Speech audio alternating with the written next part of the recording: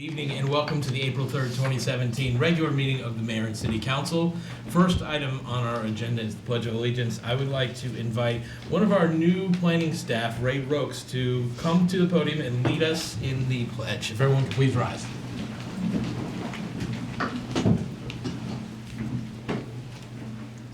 I pledge allegiance to the flag of the United States of America and to the republic for which it stands, one nation, under God, indivisible, with liberty and justice for all.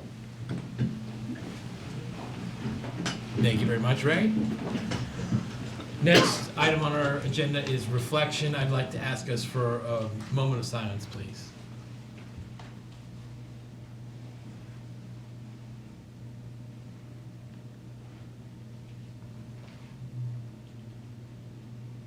Thank you.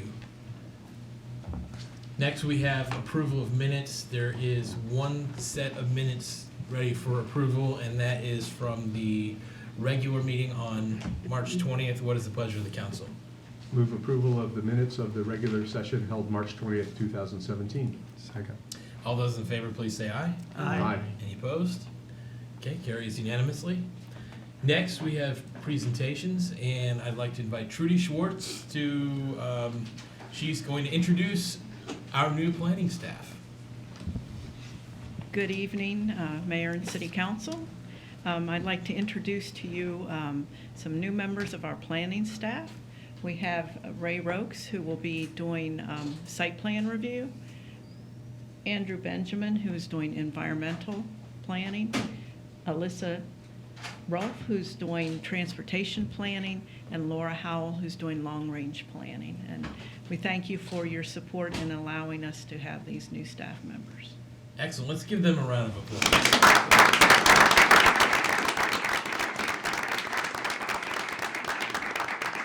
If any of you wanted to say a small little brief thing, you're welcome to, but if there's no... Don't take the bait. Yeah, okay.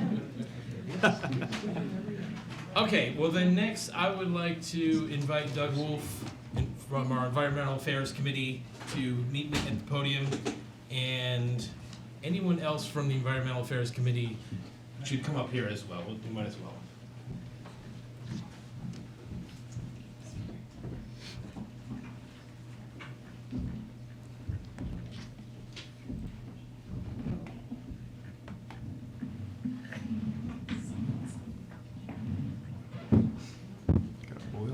I'm gonna let you take the lead.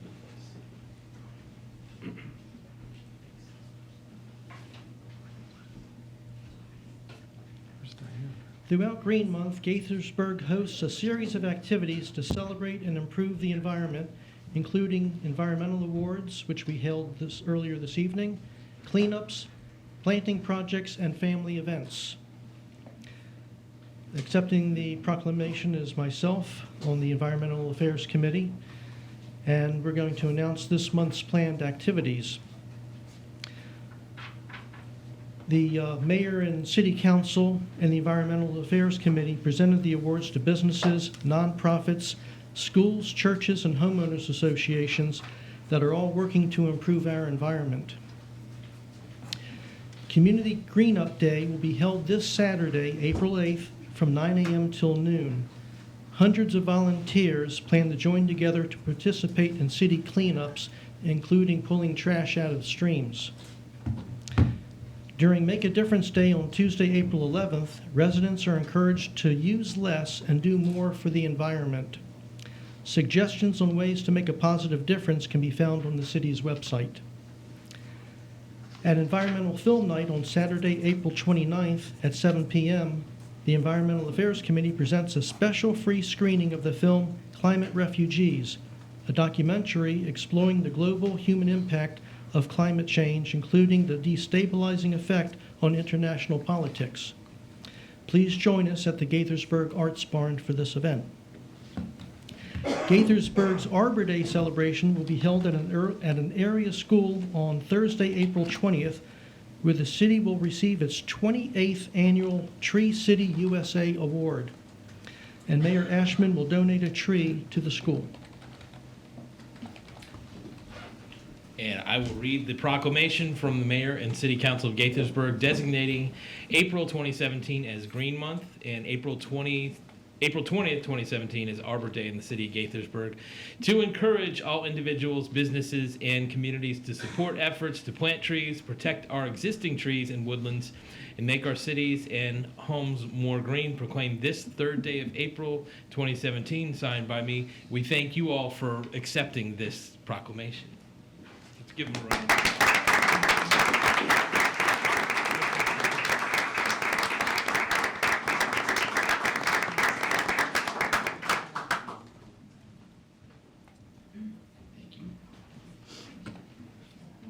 You guys get to fight over that. Okay. Next, I would like to invite the Multicultural Affairs Committee to join me up here. And in particular, I'd like Samira Hussein, our committee chair, Valerie Palmer, to join me and receive this. Andy's going to read. Okay. And Andy, you take the lead.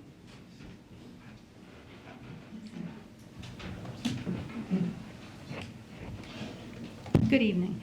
The City of Gaithersburg recognizes Arab Americans throughout the month of April, providing an opportunity to learn about and appreciate the culture, history, and contributions of our Arab American neighbors. The Arab world is culturally rich and diverse, encompassing 22 countries, 3 monotheistic world religions, divergent political loyalties, as well as differences of locality, region, and kinship. Arab Americans have been part of American society since the American Revolution and have played prominent roles in government, business, culture, arts, and public affairs. On March 18, 2017, the City of Gaithersburg's Multicultural Affairs Committee held a celebration of many cultures with an event at the Lake Forest Mall, and we called it Diversity Showcase. Arab American culture was one of the cultures celebrated through music, dance, and fashion. Samira Hussein, chairperson of the Multicultural Affairs Committee, will accept the proclamation. And I'd like to just say that that event was really, really good. I'm looking forward to continuing that. It was really great. Okay, proclamation of the Mayor and City Council of Gaithersburg. Whereas since the 1880s, Arab Americans have constituted an ethnicity made up of several waves of immigrants from the Arabic-speaking countries of Southwestern Asia and North Africa. And whereas Arab American heritage reflects a culture with a strong commitment to family, economics, and educational achievements. And whereas Arab Americans have contributed greatly to the success of our nation in the areas of commerce, business, politics, education, medicine, and the arts.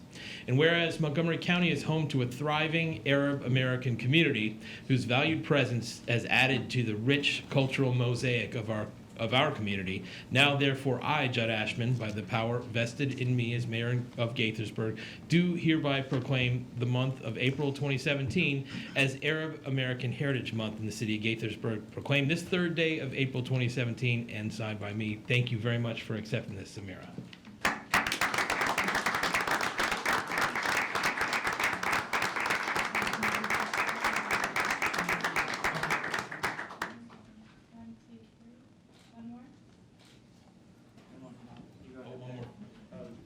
She's got some stuff going on right here.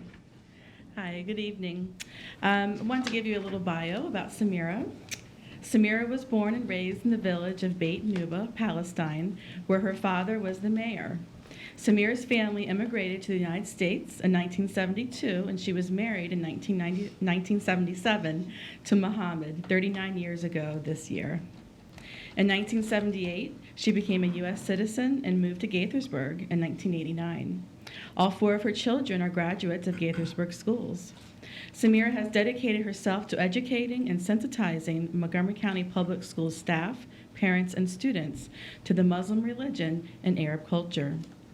She has provided workshops and developed instructional materials for students and staff, conducted workshops at mosques on Arab and Muslim culture, identified and helped change student testing schedules regarding religious holidays, helped integrate Muslim religion and Arab cultures into the school's course, Ethnic Minorities and American Society, and served as Montgomery County Council's of PTA's Human Relations Committee chairperson. Samira's community activism increased after her family experienced incidents of hate crimes and harassment. Samira and Mohammed, refugees to the United States, realized that the best way to prevent prejudice was to help the community learn about and understand their culture. Due to Samira's leadership, beginning in 1998, April is recognized in the county as Arab American Heritage Month, the first in the nation. She is a visionary in her realization that truly embracing diversity is crucial to our future peace and prosperity. Samira is a family service worker for Montgomery County Public Schools and has worked to counteract bias, particularly among children who often see negative images of Muslims and Arabs in the news. Some of her awards and recognitions include being named in Rosie O'Donnell's magazine as one of Rosie's extraordinary people, being inducted into the Hall of Fame by Montgomery County Human Rights Commission, receiving the Chair Award for Excellence in Minority Education, receiving the Governor's Lifetime Achievement Award in Community Service, and this past March, she was featured in honor of International Women's Day by Al Hurra TV. Thank you so much.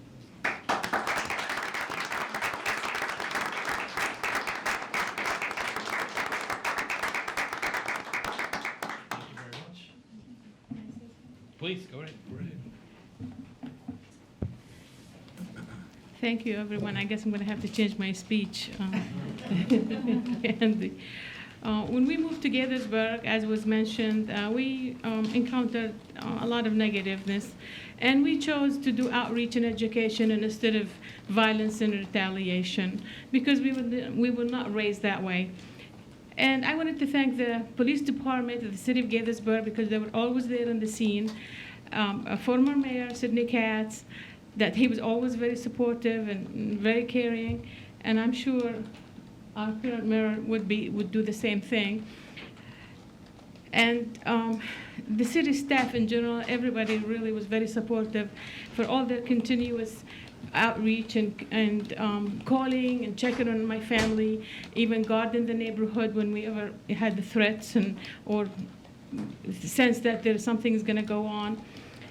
I cannot never thank all of you enough for all this support that we have encountered since we moved to Gaithersburg. No one should be penalized for their culture, for their religion, or how they dress or they look. And I have something, a happy note to share with you tonight. Do you remember the student from Watkinsville High School that she was not allowed to play on the basketball because she was wearing a hijab, her head cover? Well, with the help of many of you who wrote, signed petition, called, and plus MCBS took immediate action, and the Board of Education sent letters to let me read the long name, the Maryland Public Secondary Athletic Association.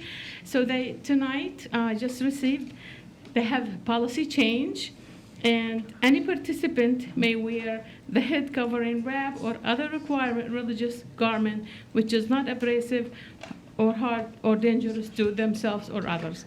So I just wanted to end it on a happy note.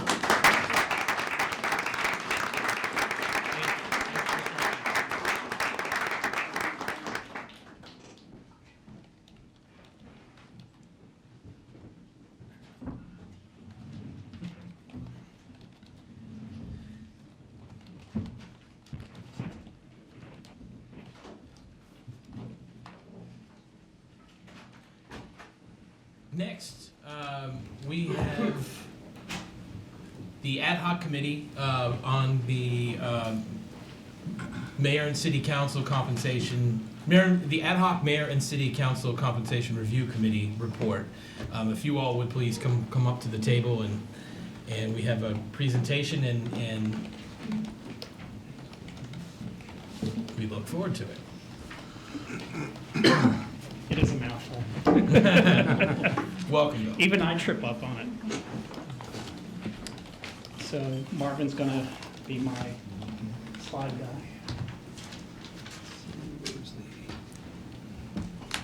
Is it gonna appear on the screen? There it is. Okay. So, good evening, Mayor Ashman and members of the City Council. Before I get started, staff has asked me to announce that the hard copy document that you all have can be viewed on the city's website. So Marvin, can you click onto the second slide?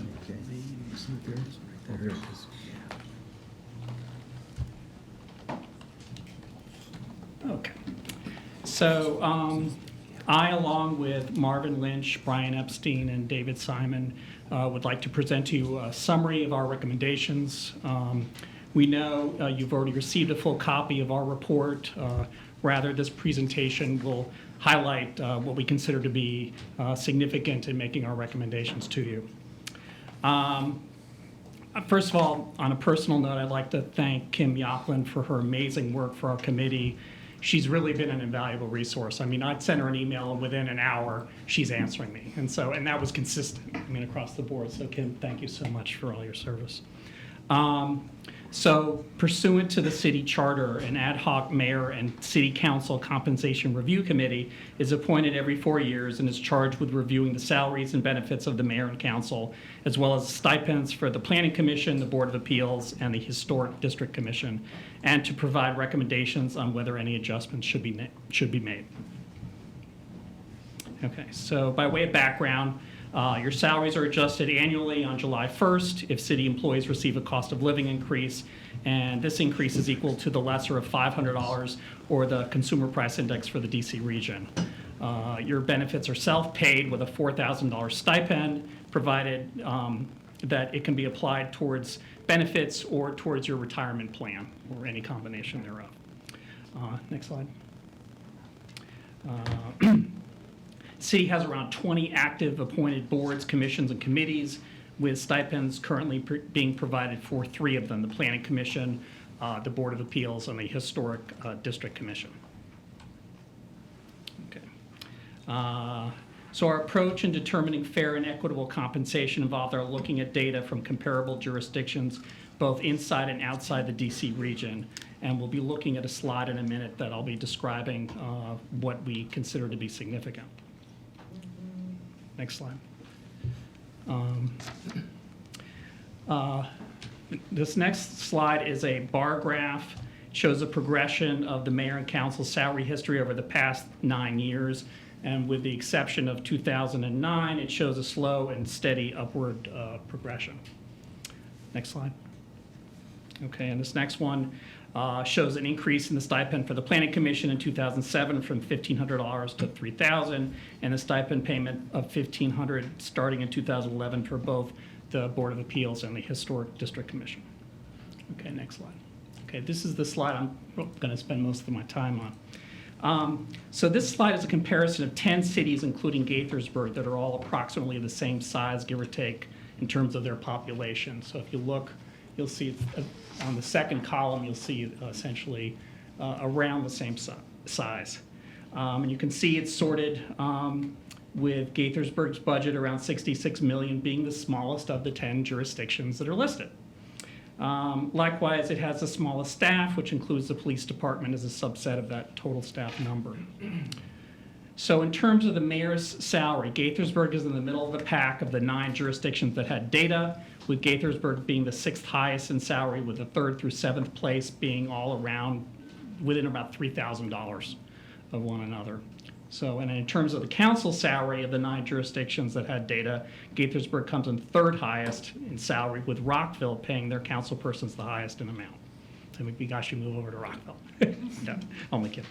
That said, one of the things that we looked at since we did think that Rockville was a good comparison for Gaithersburg, but which data is not on this chart, essentially, and I don't, it's in your packet, I don't know, it looks like this, it's called Municipal Elected Officials Compensation Survey. And one of the things that we saw from that, and I think we had asked mayor and council, was how many hours they spent performing their duties. So for Rockville, the mayor spent about 50 hours and the council about 20 hours. And when we inquired on Gaithersburg, it was around 30 hours for the mayor and around 15 hours for the council. So we noted by comparison upon inquiry, next one. When we compared the other cities mentioned, we thought that the mayor and council's salaries were appropriate in line with the description above. Okay, next slide. So based on all this, we recommend no changes to the existing salary structure to the mayor and council, which as mentioned previously, calls for an adjustment if city employees receive a cost of living increase being the lesser of $500 over the CPI for the DC region. And recognizing that benefit costs will continue to increase, we recommend that the benefit stipend provided be adjusted to the lesser of $500 of the average increase or decrease for medical insurance premiums for non-Medicare eligible city employees during the previous 4-year period. And then finally, regarding the boards, committees, and commissions, we recommend no changes. But that said, we also recommend that the mayor and council consider stipends for those boards, committees, and commissions that meet on a regular basis and where there's a retention issue. And I can tell you personally from having served on 5 city boards, committees, and commissions that my work level varies across the different organizations. And so that's why, from my personal experience, I think you should just look at all of them to see whether, how much time they spend and whether there's a retention issue. And if so, to potentially pay them accordingly. Thank you. Oh, and now do any other member on the committee have any other comments? Okay.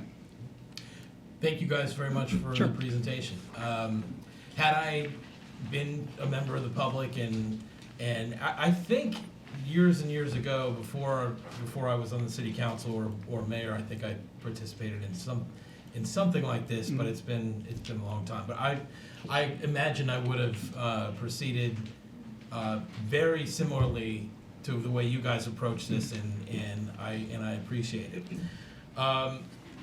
This is an awkward topic. Yeah. It's It going to is. be awkward every 4 years Right. we ever discuss this, because from the public side, it would appear that if we're discussing we're discussing our own salaries as opposed to the salary of the position. The fact is, should any change go into effect or be proposed, it would not go into effect until after that seat has had its election. So technically, any discussion or change that we would make up here would not be about ourselves. It would be about the position. I have to say, I served on the council for 7 years, and I think that the 15 hours a week is probably a reasonable estimate. It's probably a reasonable average for the amount of time that I spent as a council member. And going into it, again, this isn't about me, it's about the position, but I do have a personal experience having served both council and mayor, and having had the opportunity to observe my predecessor, Sidney Katz, in this position. When I had the opportunity to become the mayor, I knew going in, and in fact, I told everybody going into it, that I would do everything that I could, but I would not be able to match the amount of time that Sydney was able to dedicate to community events. I mean, let's face it, Sydney was sort of famous for if your 12-year-old was having a birthday party and you invited Sydney Katz, there's a good chance Sydney was going to that party. And I admired that about Sydney, and I aspire to do as much as I can, but I am a small business owner, and my business does require my presence and attention a lot of the time. Sydney was a small business owner, but he had a more freer situation with his business setup. What I can say is that The 30 hours a week, it probably does vary from 25 to 35 for me. So I think 30 is a reasonable average. I would say in terms of comparison to Rockville, the public demand, the amount of events, the amount of responsibilities that we have is probably very similar. It's just that Bridget is able to dedicate 50 hours a week to it because she doesn't have another position. This is what she does.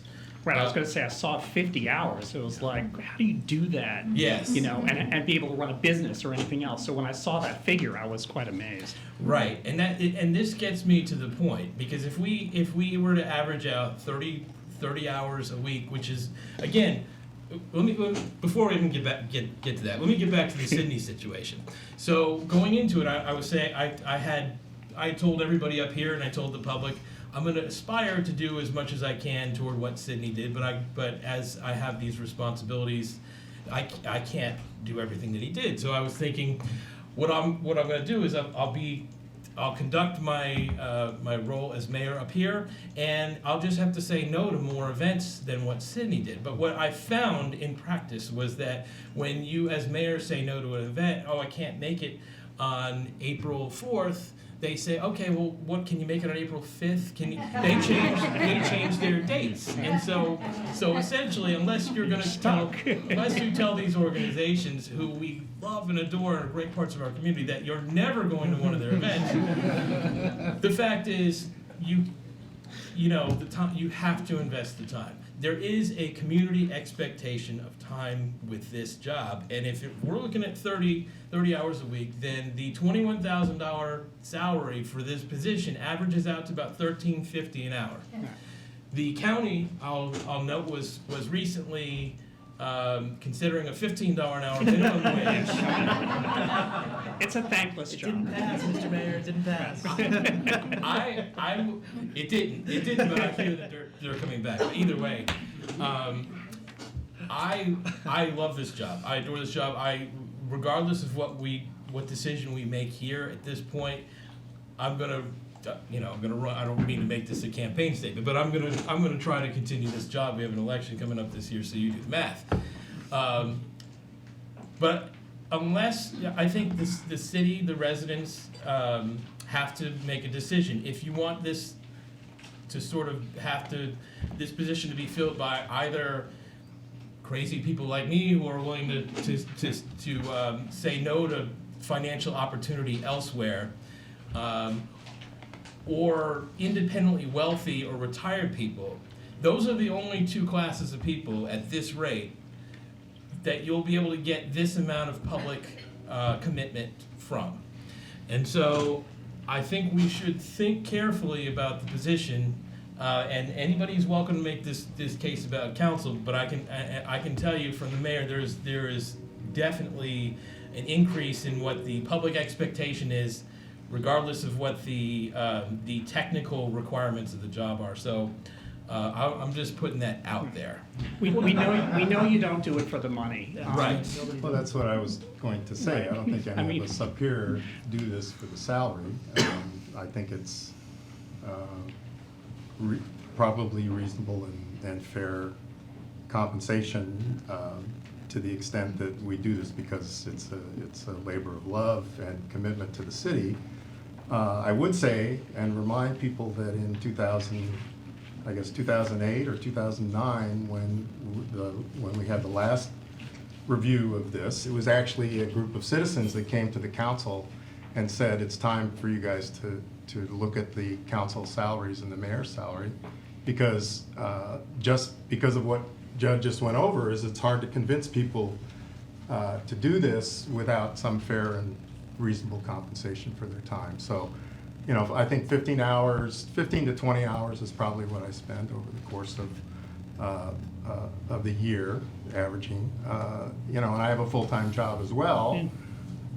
It's supposed to be, technically that's a 40-hour week, but I'm a salaried federal employee, so that doesn't mean you work 40 hours a week. We carry mobile devices, so we're expected to respond just about any time anyway. So, but what I want to say is that it was the public that came to us and said you need to come up with compensation plan that would encourage other people, perhaps incentivize them, knowing the sacrifices that they might make in public service, but also compensate them to some extent for that service. So I thought that the last panel that we had to recommend this did the right thing. We all, once that passed, we all had to stand for election again to realize that increase in the benefit or the compensation. But it doesn't come up to $13 an hour as the mayor gets, and I know what Judd is spending, how much time he's spending, because when he's not able to do something, one of us gets that request. We all do things that are related to the city in terms of appearing at events and meetings and meeting with different organizations, plus we do things outside of the city. I'm very active in the National League of Cities and a little less so in the Maryland Municipal League. Ryan is the current chair of the Montgomery County chapter of the Maryland Municipal League and very active there. We've always had, Neil has taken on a big role with the Council of Montgomery, the Metropolitan Council of Governments. And I expect that as people adjust, as Rob and Yvette adjust to the position and figure out how to manage their time, they'll be able to, how they can manage being able to do more things, they will contribute as well. So I think we all find a place where we can continue to serve and to serve the city in multiple ways, including, appearing here in a meeting once a week, but also, the prep time that goes into it. So, I agree with the recommendation of the panel on this.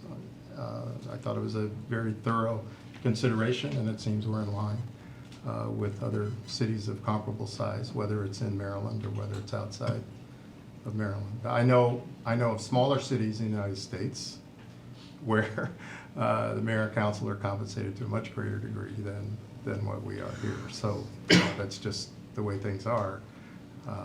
But that's not one of the topics of conversation when I go to National League of Cities. We don't compare what compensation is. We usually talk about what the next election is and how our budgets are going in terms of planning. But I appreciate the work that you did, and certainly I know that you got tremendous support from Kim and HR. So I'm basically supportive of what you propose and the recommendations that you have at this point. So, Please. Right. Well, I mean, I'll echo what the mayor said, that this is a labor of love. Nobody I know does this for the money, and many of us do have full-time day jobs, and I guess we are crazy. We're in that first category Yes. of people who run for office because we're crazy. But I also want to commend the committee for being so methodical. I appreciated the survey of information that you requested from the current council members and mayor. I appreciated all the research you did on other jurisdictions and trying to compare not just sort of the general picture, but the different categories of information that you were able to accumulate and look at. I'm comfortable with your recommendations, but I will say I found it to be a challenge to try and estimate accurately how much time I spend on a given week, because challenges and issues vary so widely from week to week. And also because, as Mike alluded to, not only in our day jobs as salaried employees are some of us tethered to our cell phones and our text messages and our emails and our social media that we have to respond to, but very much so in this job, of course. It's our responsibility to be responsive to the community, to our constituents, to people out there who have issues, concerns, questions, and to be dealing with all of those as well on many different media now than we had maybe 5 or 10 years ago. And so, I'm not always keeping track of the Saturday night 10 p.m. Facebook response that I'm entering in, but that I have to do as part of my job as a council member. But that's okay. I mean, we sign up for that. We understand that. But I do think that makes it a little bit more difficult to estimate what exactly it is, the amount of time that we're putting in. I also think, and this goes more to one of the other comments that Judd made, I think that there's a difference between quantity and quality as well. And with all due respect to every business that we've ever attended a ribbon cutting for and that we're proud to support, attending a ribbon cutting is different than attending a meeting where you have to pore over and delve into very complex legislative analysis or land use and zoning issues and do your homework and all of that. And so we have all these different kinds of responsibilities that we deal with. And so I think there's difference in quality between different things that we have to do. And sometimes you can have, as within any job, you can have a very intensive 5-hour period or a relatively calm, less intensive 10-hour period, and trying to judge how to compensate for those two things is very, very difficult and somewhat amorphous, and so you kind of have to do the best you can. But with that said, again, I think that this is, I'm comfortable with supporting this. I think this is a fair conclusion by the committee, and I appreciate all the time that you spent doing it. Any other comments? So ditto on all the accolades for the report. I found it very informative, very methodical, and so I really appreciate the information. From my perspective, I've been here a year and change now. I think the council itself is fairly, if not more than fairly, compensated for the work we put in. I wish Ryan would stop emailing. Maybe, no, I'm just kidding. I'm going to throw something out there, kind of in support of Judd's complaining. And it's kind of difficult to quantify the amount of work that he does and Sydney did. I get to see behind the scenes how much work he puts in, the meetings he goes to. And I do think he himself is undercompensated for the amount of time he puts in. And I'm sure hearing what Sydney did, that he was undercompensated for the time he put in. But the problem I've got is how do you fairly balance those that go above and beyond the position, and that perhaps down the road, those that would just put in the time for the position. Judd doesn't need to put in 35 hours a week, and I would have estimated it being more given the time that he puts in. But 20 years from now, when Judd's no longer mayor, you have somebody coming in doing less work, but receiving the compensation that we were kind of estimating based on the amount of work that Judd and Sydney were putting in. So, I do think when Judd is speaking about the difficulties he's faced with his position, given the work-life balance he has, it's truly sincere. I see it, but I'm kind of on the fence as to whether the position needs to have a raise in salary. So, just throw that out there. Okay. Anybody else? If not, we thank you all very much for your work. I had one other comment, Go, which is I noted from a prior committee that Jay Persensky was on it, and so I thought that was a good, if you guys ever had the opportunity to have a former council person serve on this committee, that would be my recommendation, because I felt like I was good in terms of the committees because I served on 5 of them, but it would be nice to also have a former council person or mayor, because that would give us a different insight. So for the next round, if that's an option to you guys, I would certainly recommend that. That sounds like a really good suggestion. Mm-hmm. We thank you all very much for your hard work on this. Before you proceed, Yes. I had just one question. Yeah. There is a recommendation to increase the benefits, which would take a charter change. Is it the direction to go ahead and proceed with the introduction of an amendment to the city charter? Oh, yeah, and I wanted to ask another question about that, because Judd had made the point that usually when we change compensation for the mayor and council, it kicks in after the next election. I know that the committee made a recommendation for the benefits change to kick in on July 1st of this year. Yeah, Would it that- would would that have be to a- be after the next election. But Yeah. that wouldn't be able to take effect until after the next election. Correct. That's what I thought. Correct. Okay, I just wanted to clarify that as well. Yeah, I'm happy to I'm hearing support. support that at the committee's recommendation. Okay. Thank you. Can I Thank ask you. one more right. question? So there was a recommendation, consideration of stipends for other boards, commissions, committees. Do you guys have a priority list of which should be considered first? I actually do not. I just know that my time on the various committees varies substantially.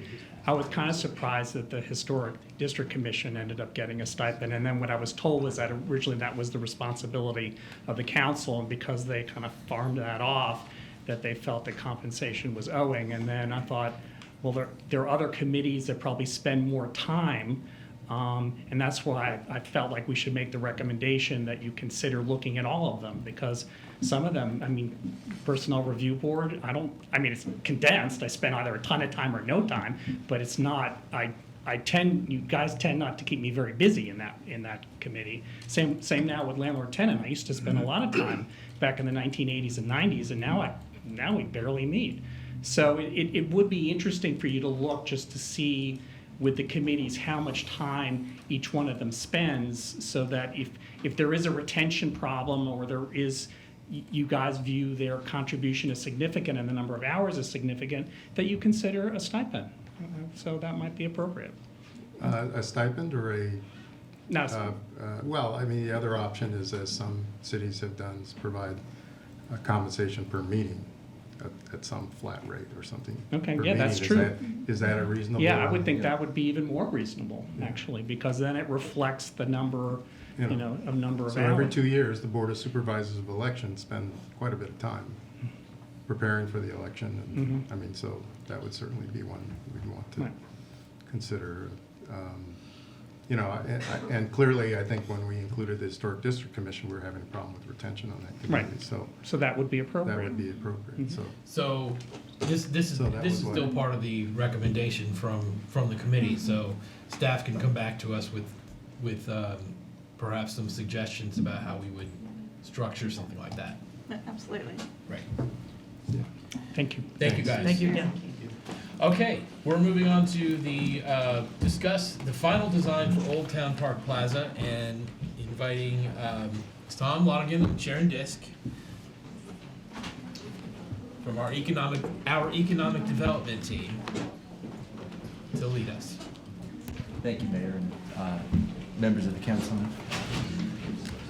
Sandra Gross from our engineering staff is going to be joining us as well to welcome. Answer some questions about the RFP. So very briefly, we wanted to provide you some background.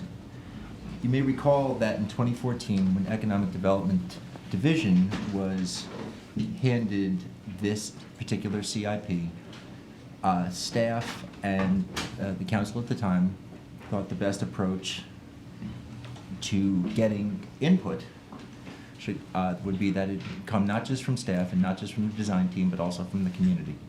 So an ad hoc committee was formally established of April of that year, and it was charged with very specific responsibilities over that year to review existing conditions, identify cultural activities, potential for enhanced activities there, to consider the nearby historic elements, the impact upon potential development of 315 East Diamond Avenue, what we call the Fishman site, gather input on potential improvements or modifications, of course, consult with the police department on safety, and to assist staff in developing a request for proposals used to select a landscape architecture civil engineering firm, all which happened. That committee met over the course of 9 months, I believe, in 2014. Sharon Disk established a dedicated blog, which was updated regularly. I think it's still on, actually. You can visit it if you'd like. And the ad hoc committee did present its formal report in November of that year, which covered previous designs, and there were several over the course of 21st century. Project objectives, plaza uses, and design priorities were covered. There was a workshop to the mayor and council April of last year, and this design has gone before the Planning Commission, HDC, and Maryland Historic Trust for their approvals. This is what it currently looks like. We did provide a sampling of some previous designs. Like I said, there have been several from 2003, 2007. We tried again in 2012. Here we are today, the final design that was submitted, was included in the RFP for construction. And that final design was reviewed and approved by the Old Town Advisory Subcommittee, the Planning Commission, the Historic District Commission, Maryland Historic Trust, and has received construction-related permitting. Sandra is here from engineering to talk a little bit about the bids that did come in ultimately from the RFP. We got 8 bids for the RFP. Our engineer's estimate was a good bit lower than the lowest bids. Some of the reasons, right now, the market conditions, there's substantial construction workload out there. We had 7 of the bidders or 6 of the bidders out of the 8 are regular bidders on projects, either have previously won or regularly bid on our projects. Other issues are the location and the extreme site constraints, which we feel brought the bids in higher than what our typical historical unit prices would be in an engineer's estimate. So we did a bid analysis of this. You can go to the next page. We identified items that were substantially higher in the lowest bid from the engineer's estimate, did a bid analysis on the conformance and competition in accordance with the federal highway guidelines. We basically have found, the bidders, we have a good range of bidders, and the adequate competition, local competition. So we did an assessment, and we feel like, the range is good, competition is good, competition assessment is good. The bids between themselves, we had 5 bids. 5 of the lowest bids were within 20%, which is what the Federal Highway Administration considers to be an adequate competition assessment. And our review really found that none of them were materially unbalanced, and they don't indicate any disadvantage to the city. So we were recommending that the low bid be accepted for the project. Now, our budget, we began the fiscal year with a budget target of $1 million. We actually had over $1.4 million in the CIP for this project, and the CIP page is here on the screen. We have identified other funding. We have the Old Town Revitalization CIP. This was targeted for streetscape improvements. We are recommending that those improvements be postponed. 30% design of streetscape is part of the design project for this plaza as well. So we would end the year with the 30% design in place, and then as projects would revitalize along the streetscape, we would impose that design on the improvements as they occurred. We felt it was not prudent to build a streetscape if we're going to see major properties such as the northwest quadrant of Summit and Diamond redeveloped. It doesn't make sense to build a streetscape there if we perhaps lose a lane of traffic, gain a lane of traffic, something like that. So we felt that the best use of that money would be to finish out this project. This project is, while we think of it as the plaza, it is a bit larger. It includes the streetscape on the Summit and Diamond edges. It is rebuilding the parking lot, and we had storm drain issues as well. And then over the course of all the years, environmental design has been adopted. So if we'd built this in 2003, we wouldn't have had bioretention ponds or expenses like that. So you can see our recommendations follow. We've got grant money that we could lose a portion of. Here's a screen that shows the amount of grant money we've received. Some of it has interim deadlines that could not be met if we were to rebid this project. So we estimate that we'd lose $200,000 in grant funds. Can I ask a question about that? Mm-hmm. The first grant listed on that slide says completion by June 30th of 2017. Mm-hmm. I mean, assuming we move forward, are we still going to meet that deadline? That one, because it included design and construction, we think that if we pulled all the money before that deadline, or even into July, we'd be okay. Okay. We do draw requests as we spend the money. Right. So here's where we get into what we actually have available. The CIP page is what was budgeted. We have spent money on design. So currently in the Old Town Park Plaza CIP, we have 1.253 million available. In Old Town Revitalization, we have 2.273 million available. We took our lowest bid, we added a 10% contingency because it is a redevelopment project and we assume that the contingency will be drawn upon. And we are recommending that the difference, $706,319, be assigned to the Park Plaza project if you choose to move forward with the project. Which brings us to the alternatives that we face. The first is an option to reject all bids and not to rebid. Obviously, the current site conditions would remain. It would reverse a longstanding priority improvement for Old Town, and it could potentially have an impact upon future redevelopment, including the nearby Fishman property. The project could be re-advertised with changes to its scope. It could not be re-advertised exactly as is. There would be delayed construction, and 2 grants, as Sharon referenced, could be jeopardized. The revised construction schedule would conflict with the planned WSSC project, underground utility upgrades. City will incur additional administrative costs, and the total cost is very unlikely to be lower given the loss of grant funds and probable escalation of construction costs in the future. Or we can accept the lowest bid submitted by Nestos and proceed with the project as designed. Staff believes that this is a long-planned project with anticipated high impact upon the community. It is the approach we recommend. And later, there is an agenda item with a resolution for construction services that we hope you'll be favorable with. Okay. Thanks for the presentation. Thanks for all the work. I know this was a surprise to all of us.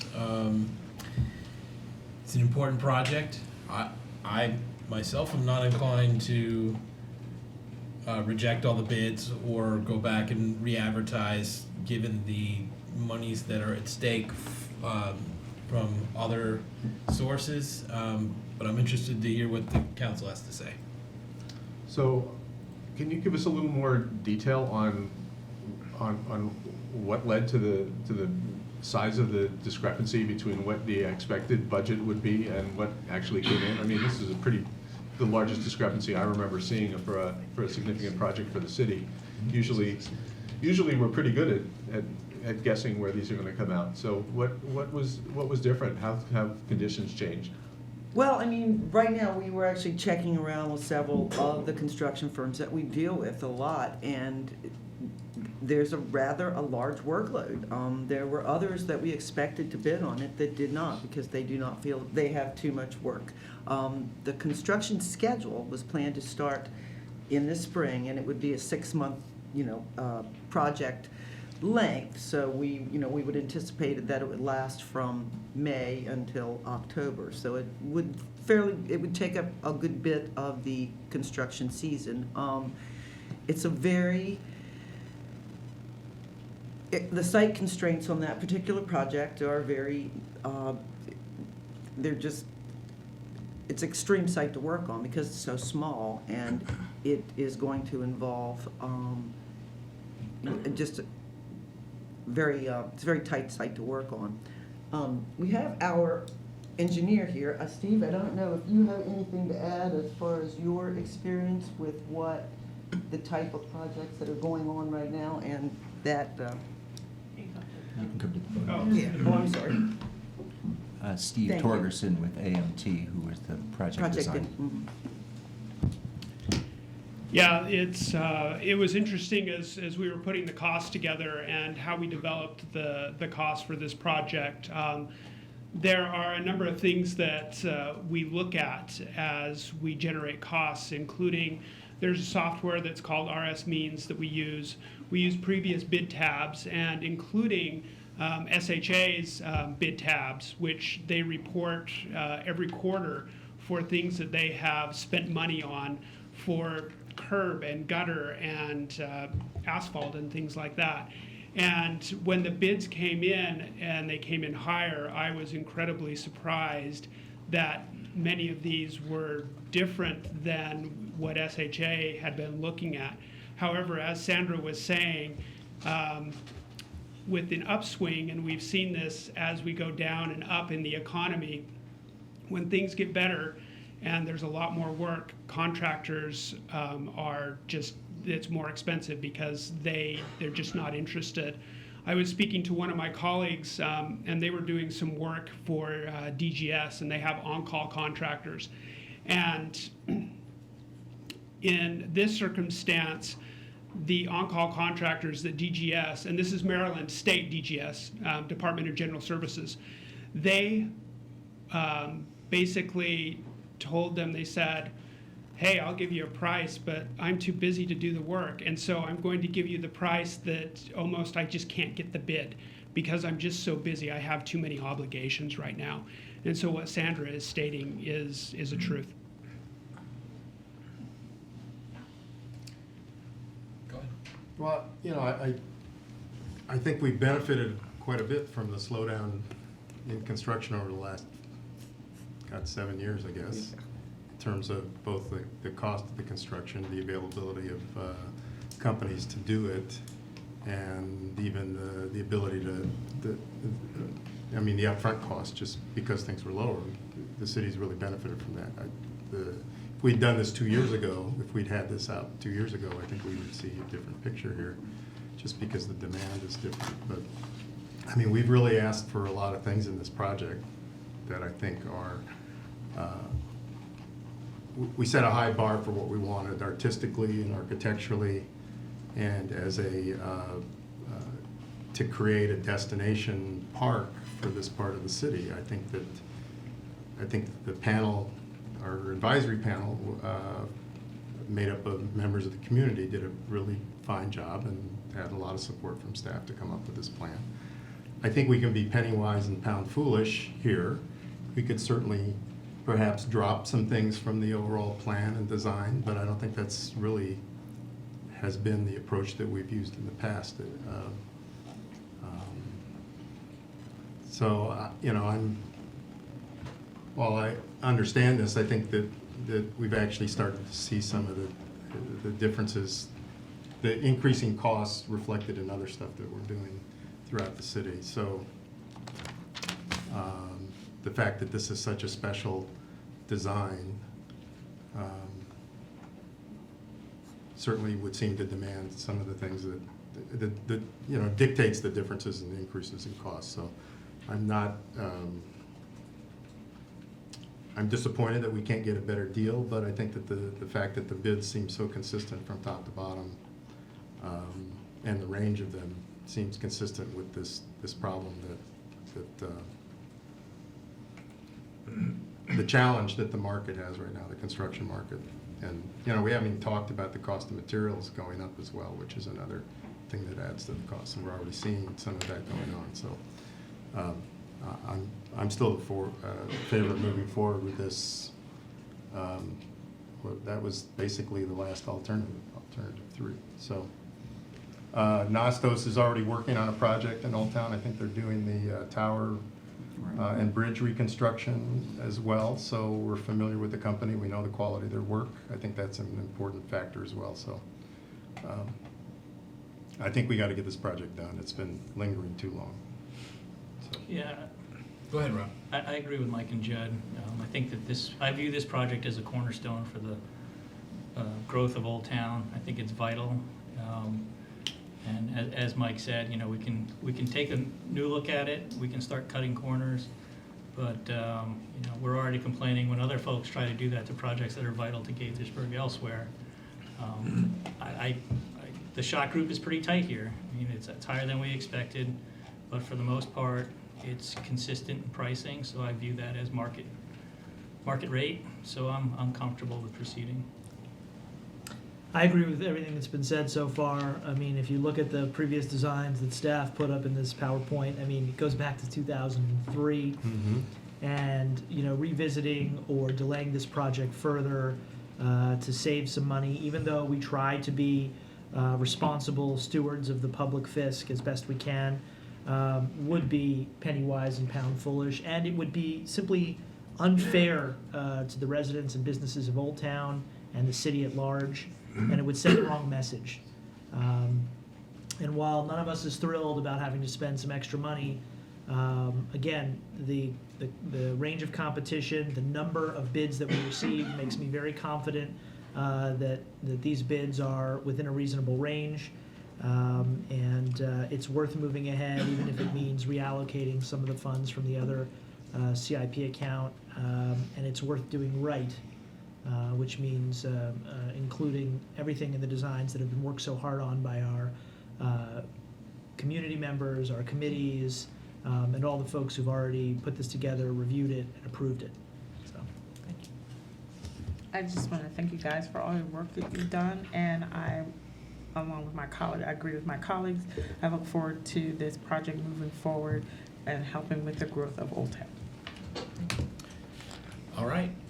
So we will be seeing you later in the meeting on the actual resolution. Thank you all. Thank you. Okay, so next on our agenda is public comments. This is the time where the mayor and council would like to hear from anybody who'd like to speak about anything that's not a public hearing topic. Tonight we do have one joint public hearing on the sketch plan for Kentland Square. If you're here to speak about that, hold off, you're gonna get your chance, but if you're here to speak about anything else, this is the time. We ask that you keep your comments to no more than 3 minutes. When your time is down to 30 seconds, the timer will beep and turn yellow. When your time's up, it'll beep and turn red. We ask that you state your name and address or neighborhood for the record. Who would like to be our first speaker? Come on up. Yeah, Lenny, come on up. Jim, line up right behind him. Anybody else, feel free to line up behind Jim. Lenny Levy, 14 Supreme Court. I'm going to speak as chairman of the Old Town Advisory Subcommittee, which I want to note does have a retention issue. As far as the matter that just came before you, I was trying to figure out what words I could say to help convince you that the project needs to go forward, but hearing all of you speaking on this, I don't think I need to convince you. When we first heard about the project in our committee, we were very excited about it. Amenities are needed in Old Town, and this will definitely be an amenity. So rather than try to convince you, I want to applaud you for saying that this is a project that needs to go forward, and anything our committee can do to help, we'll be there for you. Thank you very much, Lenny. Next, come on up. Thank you, Mayor. Thank you, members of council. Jim McNulty, 110 Pembroke View Lane. I too am certainly disappointed that the Park Plaza came in over budget, but I'm pleased to hear that the council seems to agree that the longer we delay, the more it's going to cost us to create the change that we want to see here in Old Town. When the council appointed me to the Old Town Subcommittee last year, the ad hoc committee had just wrapped up its work on the Park Plaza, and it didn't take long to see the value that this particular project was going to bring to Old Town. And when I spoke in favor for the proposal last year, I highlighted the fact that we need more than just an activation here. We need a destination, and this project certainly does that. I look at the success of downtown Rockville and the main square that's adjacent to the parking there, and I think that the Old Town Park Plaza, together with the future streetscape improvements and the future development at the Fishman site, can really create a focal point for foot traffic for not just the new residents at Gaithersburg Crossing, but surrounding neighborhoods as well. And I think that the Old Town Park Plaza can create that pedestrian activation that we actually talked about last week with the proposal for the Kentlands Apartments and the concerns that were there that there wasn't an activation because of the lack of commercial space at the bottom there. I think that this plaza will certainly create that focal point that will lead to foot traffic up and down East Diamond Avenue. I did want to point out, as most of you know, I work in television, and we have a metric that's called time spent viewing. And the idea is that the more time that a viewer spends watching a particular channel, the better chances are that a viewer will see an advertiser's message and buy their product. So that the more engaged that a viewer is, the more attractive that show is to an advertiser. And I think that this project will help increase the engagement for Old Town. It will give visitors a reason to linger, and the longer that they stay, there'll be more opportunities to convert those visitors into customers. Plus, I also think it helps drive those higher foot traffics that the bigger brands that we've been trying to attract would be looking for. So I am pleased to hear that the council is in favor of accepting this project as is, and I look forward to continuing to work with the subcommittee and looking for additional opportunities to help Old Town. Thank you. Thank you.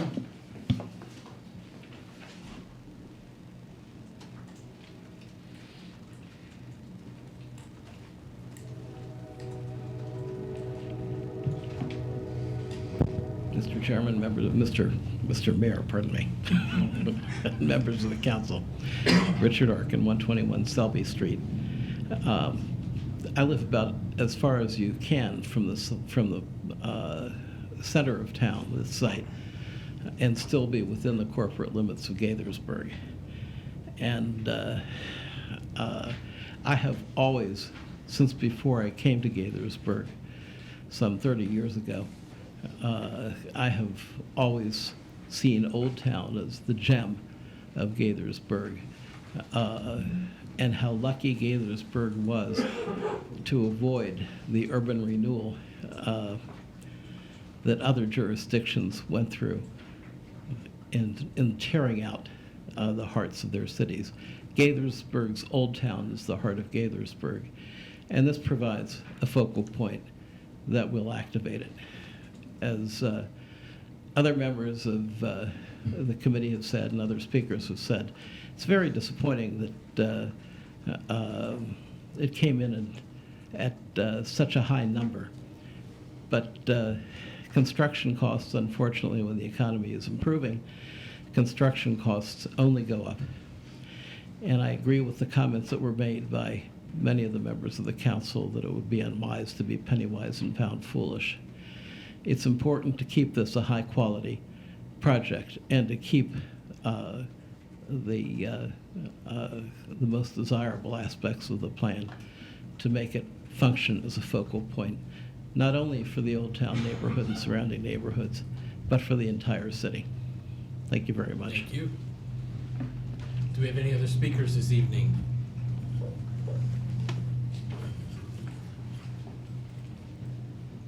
Tom McQuiggan, 924 Pointer Ridge Drive.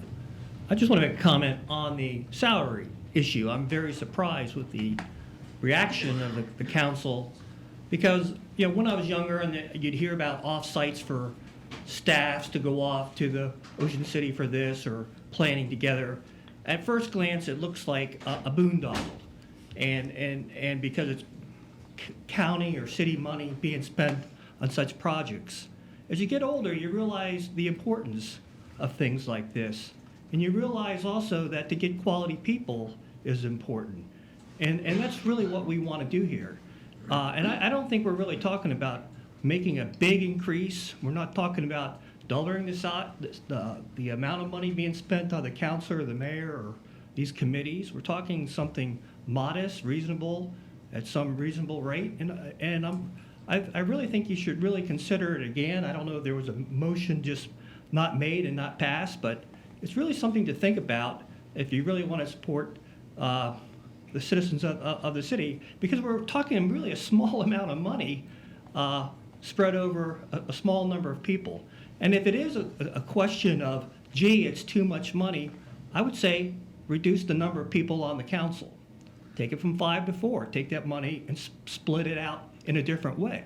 Maybe go to 3. I think everybody's in favor of smaller government. Maybe that's where you get your money from. So lots of things to think about. There's more than one way to skin the cat. And I really think a few $1,000s spent here or there for good representation is well worth my tax dollars. Thank you very much. Thank you, Tom. Do we have any other speakers this evening? Okay, not. Seeing any, then we will invite the Planning Commission to join us, and we will engage in our public hearing on a new sketch plan for a portion of the Kentland Square Shopping Center.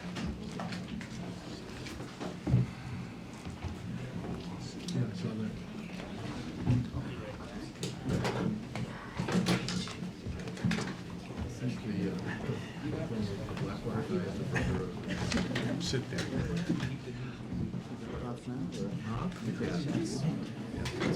Thank you.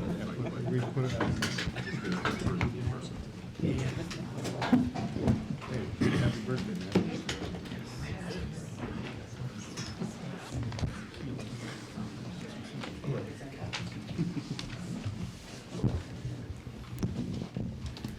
Wait, look at this. You guys had a memo? There was a memo. Was there a memo today? Rob Robinson is going to lead us. Take it away. Whenever you're ready. Thank you, Mr. Mayor. Good evening, members of the council and members of the commission. This is the joint public hearing on sketch plan application SK 7503-2017. Notice of this public hearing was published in the March 16th and 23rd, 2017 editions of the Washington Post. The property was posted, notifications were mailed, and notice presented on the city's website. There are currently 14 exhibits in the formal record. These exhibits are available for review at City Hall during regular business hours or any time on the city's projects page on the city's website. Any dispute of an exhibit must be presented prior to the closing of the record. The applicant, Saul Companies, has submitted this application to establish a new sketch plan for a portion of the Kentland Square Shopping Center in accordance with section 24160D9A. The application, and on the screen highlighted in red is the actual subject area, proposes up to 784,000 square feet of non-residential commercial uses and up to 1,450 residential multifamily units on approximately 12 acres. And again, on the screen, just to give context, this is the Giant, this is the Lowe's, this is the Kmart. So it's two surface lots and additional things there. Before I introduce the applicant and their presentation, I'd like to take a moment just to address what the subject of this application is tonight. There have been many questions voiced from the public over the last few weeks, be it through town halls, work sessions, etc., about the various MXD zone processes and what they mean and where exactly does tonight's application fit in. The sketch plan is the first step in the MXD zone development process. The sketch plan provides the overarching framework for all the subsequent plans. As required in one of the findings for approval, the sketch plan reflects the general compliance of any master plans, recommendations for the property as it relates to layouts, uses, heights, etc. It lays out the broad design pattern and connectivity network. It establishes the range of allowable heights, the range of both commercial and residential density, and the collection of uses allowed. A sketch plan affords the greatest flexibility as it may be in place for years, if not decades. Last week's work session on the Kentlands Apartments, which is a schematic development plan, that associated sketch plan from which that was based was actually approved April 1st, 1991, so almost 26 years ago to the day from today. Details such as architecture and design guidelines, parking, the school and traffic APO tests, road design, and streetscapes are all addressed through the subsequent SDP schematic development plans and the final site plans. And again, all of these are derived from the sketch plan. And with that, I'd like to turn it over to Mr. Vinsberg of Saul. Before you do that, I just want to reiterate, because that is a very important point for anybody present or anybody watching, that the distinction between the sketch plan and the schematic development plan. The plan that we talked about in last week's work session for the Kentlands Apartments is schematic development plan, which means that if they are approved and go through final site plan process with the Planning Commission, they're ready to build. They have, it's fleshed out, they're ready to build. A sketch plan is, again, sort of the outline of what could happen here, but it could be, they could come back, they'd have to come back with a schematic development plan. Could be next year, could be 15 years from now. It's unclear. So just to make that crystal clear. Okay, thank you. For the record, Vince Burke with Saul Centers. Thank you all for the opportunity to present to you tonight. I wanted to start off just by introducing our team. To my left is Brian O'Looney with Torty Gallison Partners. At the podium, Bob Dalrymple with Linnos and Blocker, and in the audience, his associate Matt Gordon. Also in the audience, Gary Unterberg with Rogers Consulting as our civil engineer. And not present tonight, many of you know Brian Downey with Saul as well, is working on the project, but unfortunately couldn't be here. Start out with the image on the cover here. You all recognize that. It's from the master plan. It's a big part of why we are here tonight. As you know, as many of you know, the Saul companies in one way or another have been invested in the Kentlands community since its inception. The master plan was one of the things that signaled us to follow on our original investment and take a much larger stake here in the community. We know that a lot of work went in with the community and the city to pull that plan together, and we are excited about, as it says here, turning that community vision into a reality. So with that in mind, I'll set the stage in terms of identifying the subject property and letting you know a little bit about Saul. Turn it over to Mr. Dalrymple to explain exactly what we're doing here, and then Brian from Torty will go through the concept plan, and then we're happy to answer any questions you might have. You mind going to the next slide? You're all familiar with the area, but for those viewing outside the room, we're right near the corner of Quinch Orchard Road and Great Seneca Highway. What you see here outlined in white is the Kentlands Boulevard Commercial District that includes the Saul property that's outlined in blue there, the Kimco property to the south side of Kentlands Boulevard, and a handful of other smaller properties along Kentlands Boulevard. You can, as Rob explained, and the logo show here gives you orientation around the site with those anchor tenants. What's also shown here is the proposed CCT line and station. We're excited about that, the arrival of that station. I would say we look at it as a future amenity of the project, but not a necessary catalyst. So we would be interested in pursuing this, whether it's arrived or not. You want to go to the next slide? I'll tell you a little bit about Saul and what I think makes us different as a developer. These are some images of our work. We're very proud of the developments that we've done, the level of quality we work to. Saul is a generational company that was founded in 1892, and we build with that long-term view in mind. A lot of real estate developers can be more opportunistic, where they're looking to build, lease it up, create that value, and then profit upon a sale there. That's not our model at all. We're a long-term holder, and we like to build quality into our projects with that in mind. If there's going to be issues with design or issues with materials, those are our problems. So I think that you can see that. I won't go through all the projects individually. Certainly not all of them are suggestive of what we do here in Kentlands. There's a mix of properties. There's retail, there's residential, and there's office. We also do hotel, which is not shown here. And if you look, the two center panels there are projects, recent projects that we're very proud of. Park Van Ness in Washington, D.C., and Clarendon Center in Arlington, Virginia. Those are both mixed-use projects, retail with apartments above, and Clarendon some office as well. And we did those with Torty Gallis and Partners, our architect on this project. We have a long working relationship with everybody on our team, and we're confident that we've assembled the right group here to pursue this project. I'm going to go to the next one. I spoke to the relationship with Saul and the community here in Kentlands. Again, I believe we were first got involved in the project in 1995. These images are of the community.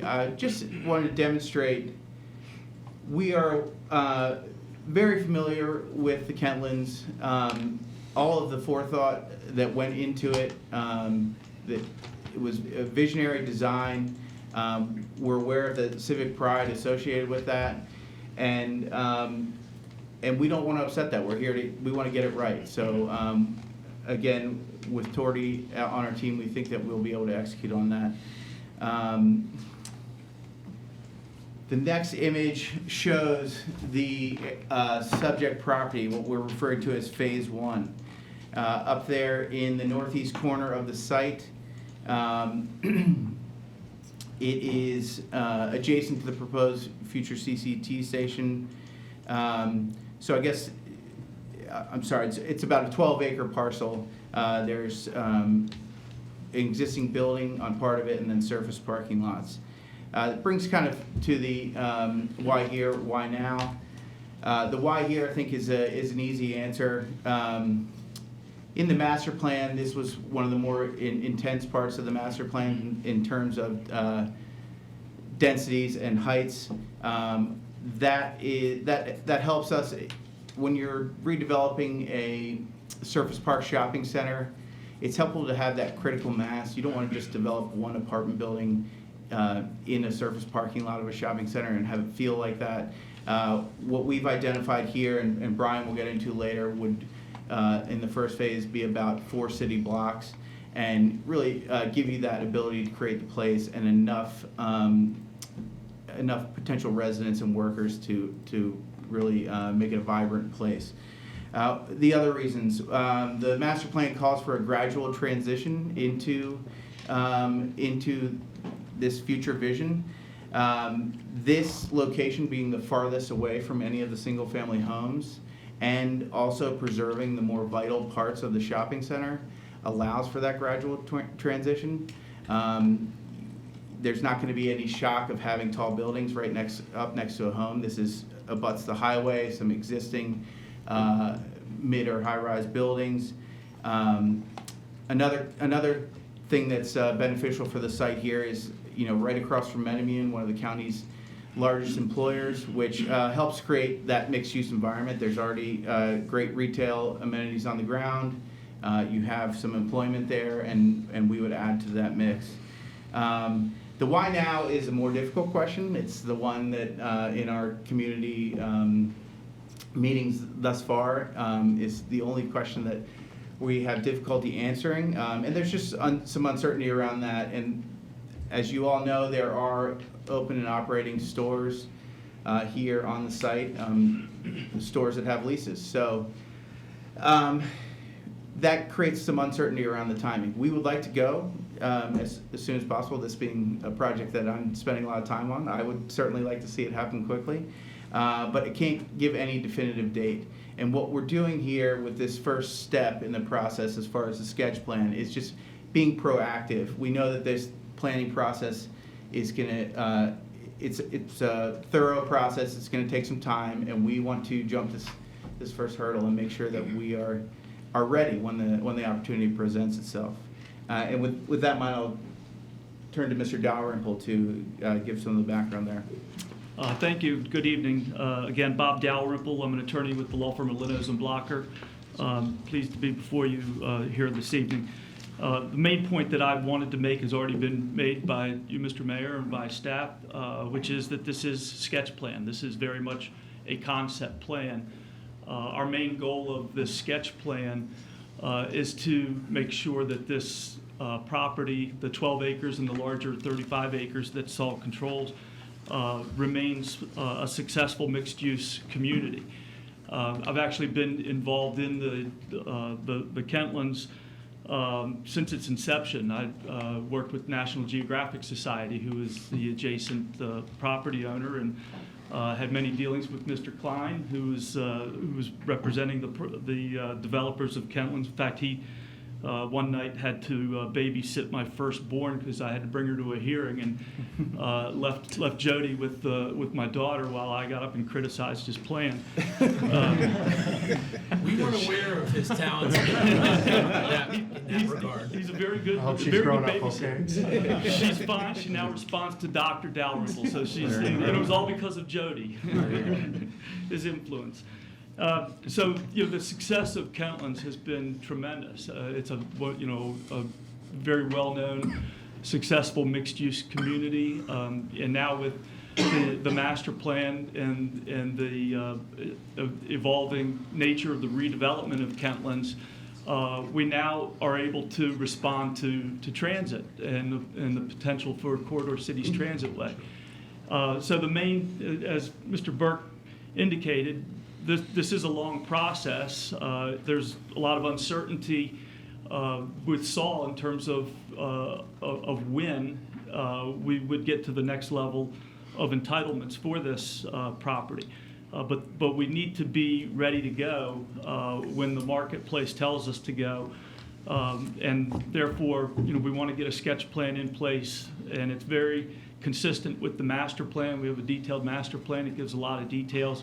And I think that you'll find that the sketch plan is in adherence with that master plan and does respond to the opportunities presented with the future CCT.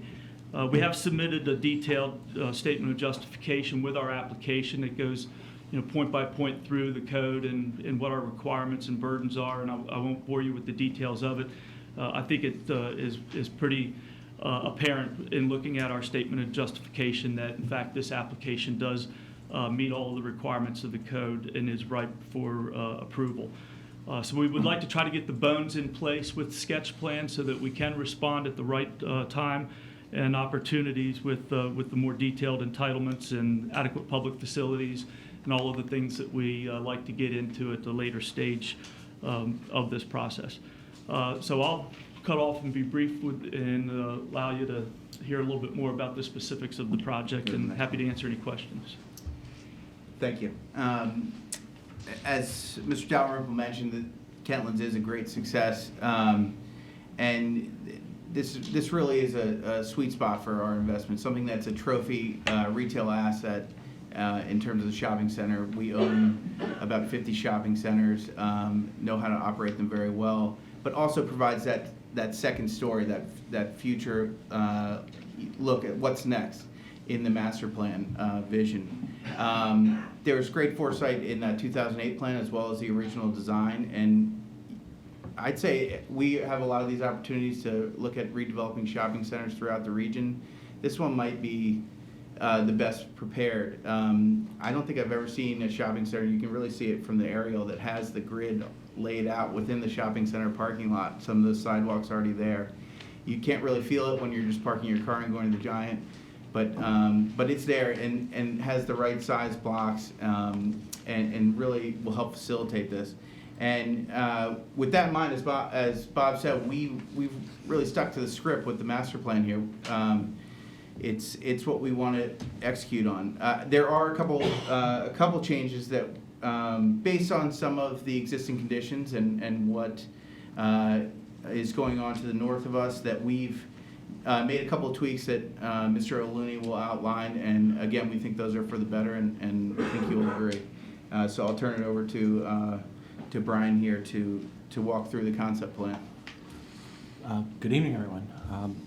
I normally, typically, I'm Brian O'Looney with Torty Allison Partners. Normally, I introduce myself in this room with my address, which is 102 Kent Square Road in Kentlands. I'm a proud Kentlands resident.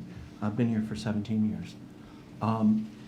This plan is your plan. This street network that Vince just mentioned, that came from a plan that was probably during Mayor Boer's time, if I recall correctly, from my history, because it pre-existed my tenure here. It's where the vision comes from for what we're going to show you.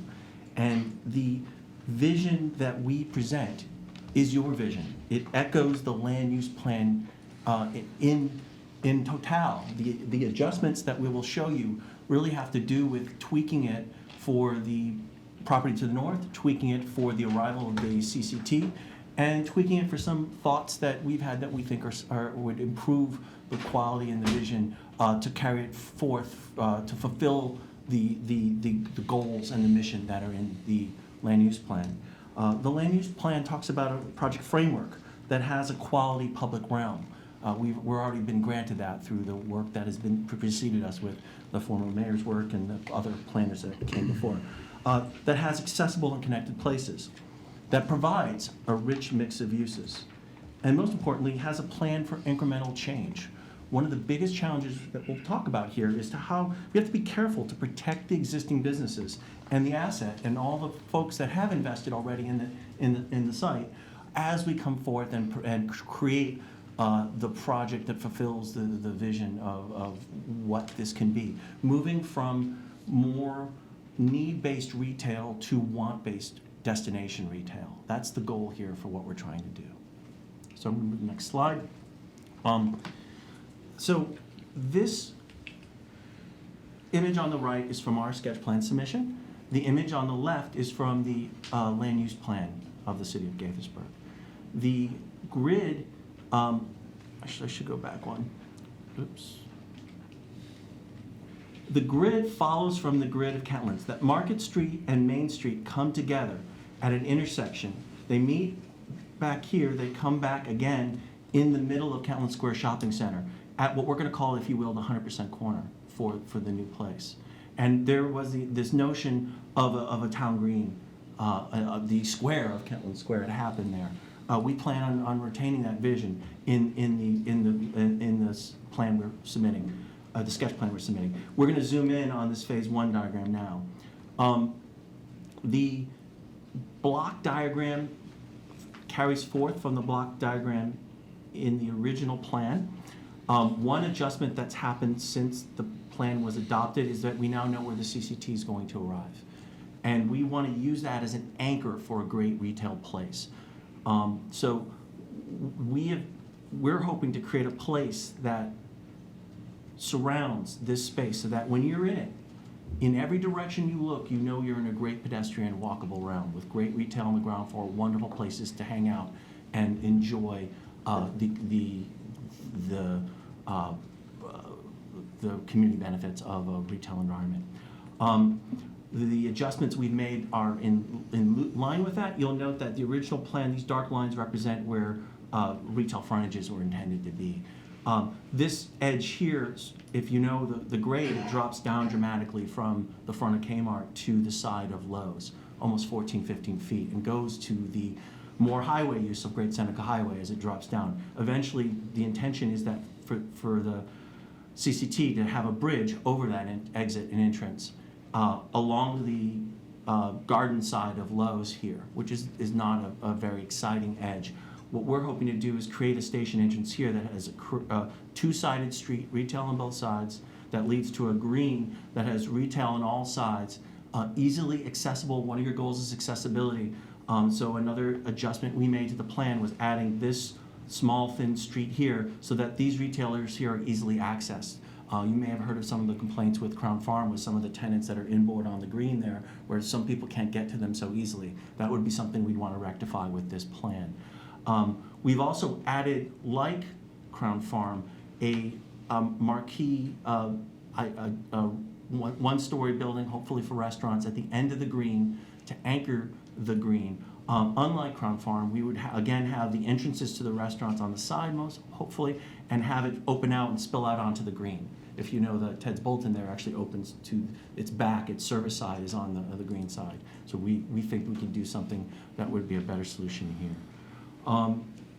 The grid, this roadway leads to a station entrance that we hope to celebrate and identify as a place that's a more Kentlands place. The design currently for the CCT is a highway-oriented, a highway department kind of design that we would hope to screen here to create a good entrance, celebratory entrance for the roadway network would connect over to the proposed connection that is coming from the Kentlands apartments to here on the north side of the property. We'd also have another roadway that would connect to a pedestrian path between the colonnade and the new Kentlands apartments. That could be a roadway, but we understand our neighbors would prefer that to be a pedestrian connection, and we would respect that. But the most important thing we're doing here is on the north side, we're indicating that this is a service street, a good C street that we're trying to design all these blocks as four-sided blocks with good facades on all sides, but that this would allow us and our neighbor to utilize that for to enhance their property. So that they're, instead of having, what we've seen last week, one of the concerns in the hearing was that they couldn't guarantee that they would have a laneway there that they could depend on. I think our team is willing to offer that as a solution for that concern that came up in terms of the talking between one project to another. So from each block, we'll talk briefly. What we're calling Block 1 straddles what was called A1 and A2 in the original plan. Instead of providing one connection through to the colonnade, we're providing two to the colonnade and the Kentlands Apartments. We think that's a better solution. It makes for a better block. Certainly, the original design that the block straddles allowed for 8 to 12-story buildings on one side and 4 to 5 on the other. To appropriately step down to the colonnade, we're suggesting that that would be better as a 6-story block with up to 300 units and potentially, or 250,000 square feet of commercial office. Again, we're being use agnostic at the moment because we just don't know what the market will hold in the future. The next block is at the north side of the parcel, northeast corner, at Great Seneca and adjacent to the Kentlands Apartments. The master plan, land use plan calls for 8 to 12-story heights. We're asking for up to 12 stories in concert with the land use plan. Just south of that block, south of where this proposed CCT station entrance is, again, is a Block E in the land use plan that calls for 8 to 12-story height. We're also limiting our density to 12 stories in height. And then finally, the blocks at the southernmost part of the property, what is in the land use plan called Block D, in our plan called Blocks 6 and 5, we are retaining the green. We are adding the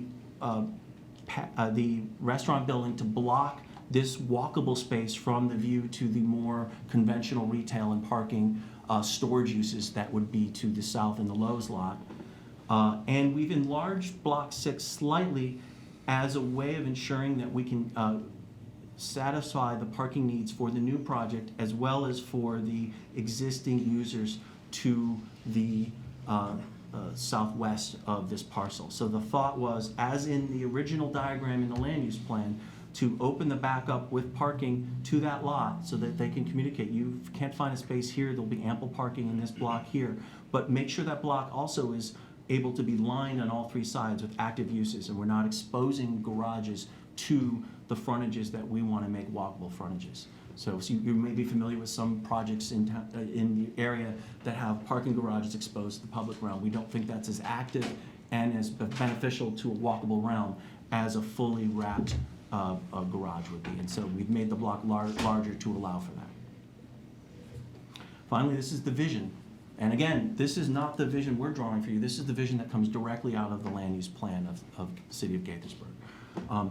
This is looking, you're basically standing in front of Giant, looking towards the future CCT station to the left here. And this block here is the block with the taller buildings, but scaled down to comfortably fit around the square that you all proposed in 2007, I believe. And we'd like to help fulfill that vision. If you would go back to the concept plan there. Sure. Just wanted to add a couple things that there was some confusion on the numbers in our work with staff and our understanding of the sketch plan. And as Mr. Robinson said, these things can have a long life here. We wanted to build in that flexibility to respond to the market whenever this comes to fruition. So it has that range of uses. We put the maximum heights from the plan, and at least on a couple of the front blocks there. And those aren't meant to be this many apartments and this much commercial. It's either or. So the numbers look big, but that is because it's providing for that flexibility. It's an either or scenario, not combined. By having either or, you allow for the project to happen quicker because if there's an opportunity for an office tenant anchor to come to Kentlands, it allows them to arrive. If there's more residents that want to live there, it'll allow them to arrive. What does that mean? That means the restaurants get more lunches and dinners and thrive better, and we get better tenants and better retail at the ground floor of this place. I also I missed the opportunity to tout our architect here, and I know that there's a lot of questions about the specifics and what's this going to look like, what's this going to feel like. Not things that we've delved into yet at the sketch plan level, but our comfort level comes with our own experience, our work that we showed you there, and that we feel we've hired the right architect for the job. We've won in the past, worked with Tortigalis, a number of architectural awards, including one on our most recent project from the Congress of New Urbanism. And coincidentally, Tortigalis and Partners is actually putting out their book of their historical work, and the foreword is written by the authors of the original vision for the Kentlands, the principles of DPZ, and they tout Torty as preeminent in the field in developing new urbanist projects. So we're very confident in the combination that we'll be able to deliver something that's a great benefit to the community here, and that delivers the what's a missing component right now. Part of that new urbanist vision is a complete mix of uses, and there's some great public spaces in Kentlands. There's single family and attached housing, low rise. There's good retail. What we're looking to deliver is something that is missing, that right now folks might drive to Washingtonian or Crown or Bethesda to experience. We want people to be able to have that in the community here. The opportunity to move down, age in place, experience some of that nightlife here in the Kentlands rather than having to travel for it. So that's really the thought. And I'd just like to add one other thing in closing as well, which is we recognize the need for community outreach, and Kentlands was really born and raised on the notion of community outreach, and it's our intent to stay connected to the surrounding community. And just as we are asking for flexibility to make changes to this going from sketch to schematic plan later on, we also recognize that the folks who live around here might not know exactly what they're looking for either. And we've had meetings with community. In fact, we had a meeting the other day with representatives of the Colonnade, and they said at the beginning of it, we don't know what we're asking for yet. And we said, well, that's good, because we're not sure what we're asking you for either. So it's a process, and we're very early on in that process, but I think that we acknowledge and welcome the opportunities to involve community before we bring plans to you all for decisions. And we're very pleased with the plan that we're bringing to you at the very conceptual level, and ask for your favorable consideration. Thank you very much for the presentation to all of you. I will note, my memory serves me correct, that Tortigalis served as a consultant for the city as we were going through the Kentlands Downtown Master Plan process. Does that ring a bell? I think HOK. Oh, it was HOK. And Tortigalis was the consultant for the Old Town Plan in 2005. That's where I'm, okay. Two quick questions, relatively quick, at least quick for me to ask, not necessarily for you to answer. I know we're just at the sketch plan stage, but can you tell me about any sort of vision for parking? All the parking would be self-contained within the blocks. Actually, it might be better for Mr. Looney to answer that, but sure. We would make sure that we had the parking that the market required to lease the buildings, and that it did not interfere with surrounding uses, so that self-contained within the blocks, each building would service itself in terms of parking.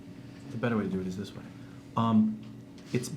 It's behind in this image, it would be here, where if you can see the hand, behind the wrapped residence. This would all be single loaded in front of the garage, and the garage would be behind it, most likely above grade,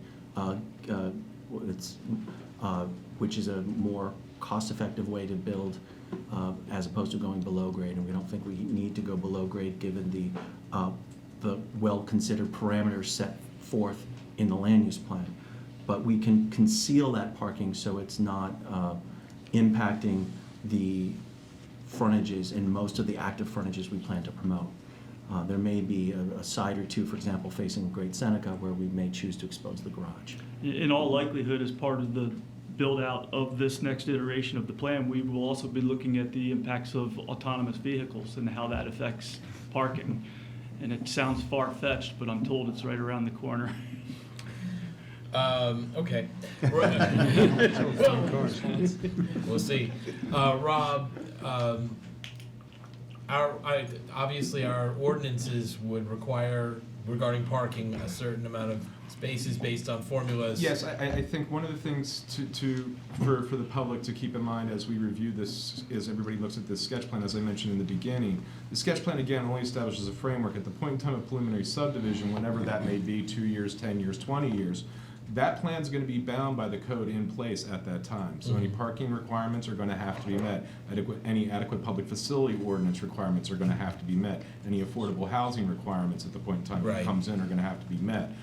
In no way does the sketch plan absolve any of those things. Right. So everything, the review will be such, and as we sort of mentioned, the $1 million question outside of when is this going to happen, the what is it going to look like, I'd like to remind everyone that at the next stage is really when design guidelines come in. That's when the road cross sections come in.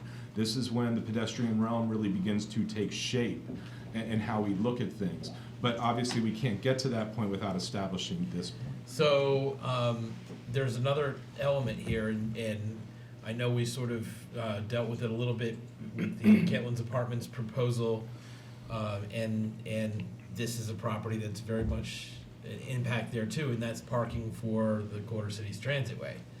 And I don't know if it would be at this stage, if if we were to move forward with this, that the council would make some sort of inclusion of, if we wished to have some sort of inclusion of some parking for the CCT, or if we would wait to SDP.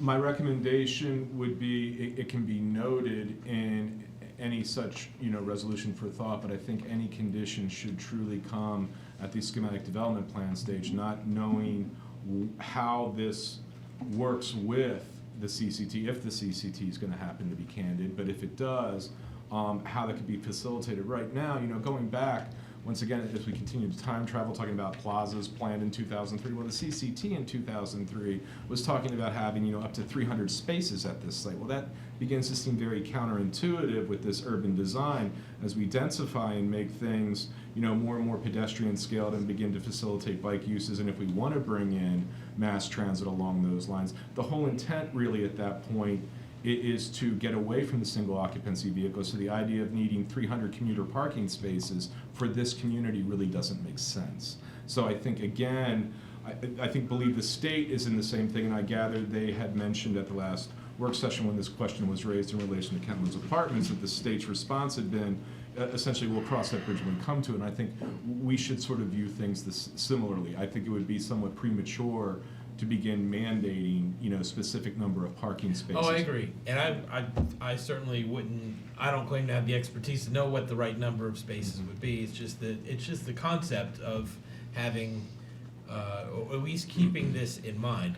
Obviously, a lot of the reason why the Kentlands Downtown Master Plan calls for the density that it does in that spot is because of the interplay with the CCT and the idea that the CCT may or may not happen. I mean, clearly we want it to happen, but I'm wondering, is there any thought down the line to staging any part of this, of any future SDP applications on the basis of coinciding with the CCT? That wasn't a question for you, Rob. That was a question for the applicant. It's a factor. It's not the primary factor. I think it is. We're kind of in a wait and see mode here, both in terms of how we would proceed with phasing with our SDP, also how we're going to respond to the CCT and how the marketplace is responding. So I don't have a great answer for you on that, other than, you know, we're keeping a close eye on it as well, and we're aware of the 30% drawings of the state and what that's showing, and we're trying to be as consistent with the plans that we're aware of at this stage of the game. Okay. Can I follow up on that question? Yeah, please. Just kind of ask it a little different way. So for the applicant, is anything about the SDP for this phase or this component contingent on the CCT? No. Oh, okay. You didn't have to think about it. That was a great answer. And then I guess for Rob, is there anything about the CCT station that's contingent on having parking at the site? Is there any kind of language about from the state that suggests that? Again, the difficulty is when we look at the history of the CCT, there were many places that had called for stations and parking. I mean, originally Crown was supposed to have 250 spaces, and that's not going to occur, and the state is fine with that. Okay. So again, when you go back to their original studies, again, the dynamic shifts. You know, once again, we're going under parking assumptions that were made in 2005, so it's a very different world. And I'm really only asking in today's terms, you know, based on what you've heard. I think we have to look at it, and again, the reality, I mean, what it may be as it relates to the market, you know, if there's no CCT, maybe they don't achieve 12 stories, but maybe they still achieve 6. I mean, I think at the end of the day, the vision for this area is the densification, the mix of uses, and the creating of a new vibrant community. Sure. And I don't think that necessarily should hinge upon a state project. Okay. Very good. So Rob, I guess a little further out from just this project, have you heard anything from the state as to where they're going to permit parking for the CCT? I mean, if they've gotten rid of the spaces at the Crown, they're not saying that you know, again, as was mentioned, you know, the 30% design plan showed it on another parcel not owned by Saul. The original design, you know, had mentioned, you know, parking on Saul, but that was when it had a different station location. Again, remember, the original station was located closer to Lowe's and not as presented on the 30% design plans, which shifted it up, which, as Brian mentioned, had changed the dynamic. There's been no discussion. Again, this might be part of the $5 million they're going to spend over the next year for planning, is assuming that should Kentland's Apartments, you know, be approved, where or if they will even facilitate parking. All right, can I jump in? Please. So, you know, it's hard for me because I want to wear my Kentlands cap instead of my council cap, because as with you, Brian, I've lived in Kentlands now coming on 15 years. And I was a participant in the charrette that led to this design, and I'm pretty excited by it personally. And looking at the plans and seeing the vision starting to look a little more tangible is kind of cool. But I'm going to ask you some hard questions because that's where the other hat that I'm supposed to wear. First of all, from what I've heard from people in the neighborhood and read in the local newspaper, the reception relating to this project in the Kentlands community has generally been pretty favorable. On the other hand, last week we had a bunch of people from neighborhoods just outside of Kentlands, and they're very concerned about the increased density and things like that. So, for example, people like me and probably you, Brian, moved into a neighborhood that was new urbanist and where increasing density was kind of something that made it better. A lot of other people in Gaithersburg live in much more typical suburban cul-de-sac, big green lawn communities, and they're concerned about the increased density and its impact on quality of life. So how do we reconcile those two pieces and make this work for everybody and not just people that chose to live that kind of lifestyle? I told you this was going to be a hard question, right?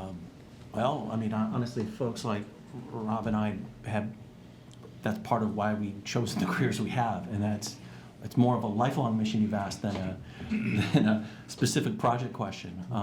I think the way we do it at my place is one project at a time, and each, you know, if every project gets the place a little bit better and a little bit better and a little bit better, I think the answers come with the work. I think we stay true to the master plan. There's a reason for that master plan to be in place. It's what guides us. And I think if, you know, there was a lot of thought and time and attention that went into that master plan, and it's our intent to stay laser focused on what that master plan is. plus I think, I can add just from the regional planning context, understanding the neighborhoods around there, the development, this existing shopping center and the development of this master plan is creating, for lack of a term, a huge activity node. Sometimes the concern from regional communities is the externalities or the impacts of a smaller development and what it bleeds out into. This focus, while it's very open to the surrounding areas, is internally focused. The goal always was the full development of Main Street and Market Street leading to Kentlands Boulevard, leading to signalized intersections, leveraging bike ped facilities, leveraging mass transit. So oftentimes the concerns that are raised by outer communities, I don't necessarily see it being an apples to apples comparison as this project develops. Let me answer your question a little better directly too. I think part of it is just working in sunlight and communicating and talking back and forth and hearing what the real concerns are and just listening and hearing each other as best we can. And yes, there'll be, in the end, some places we just won't agree. But if we respect the positions that we all have and we understand where we're coming from, better places result, better designs result, and it's a better community in general because we're talking. And as Mr. Dalrymple mentioned, and I know I received it, and I don't know if at the point in time this package was due was put in, Saul has submitted their calendar of public outreach events that they have coming up, and it expands beyond the Kentlands and Lakelands. They're meeting with Quince Orchard Park, they're meeting with other communities, surrounding communities, because while it has the Kentlands name, this isn't just a Kentlands plan. They understand the greater regional context that they have, be it Pheasant Run, be it Darnestown in the county, be it Quince Orchard Park. So they understand the dynamic. Well, Quince Orchard Park is very much like the Kentlands, mixed, not necessarily mixed use, but it's a residential walkable community adjacent to the mixed use community. And so And this is their shopping center also. Yeah, but it's also my shopping center, and I live in a traditional suburban neighborhood. And, one of the reasons I ran for office in the first place was because of issues like this and how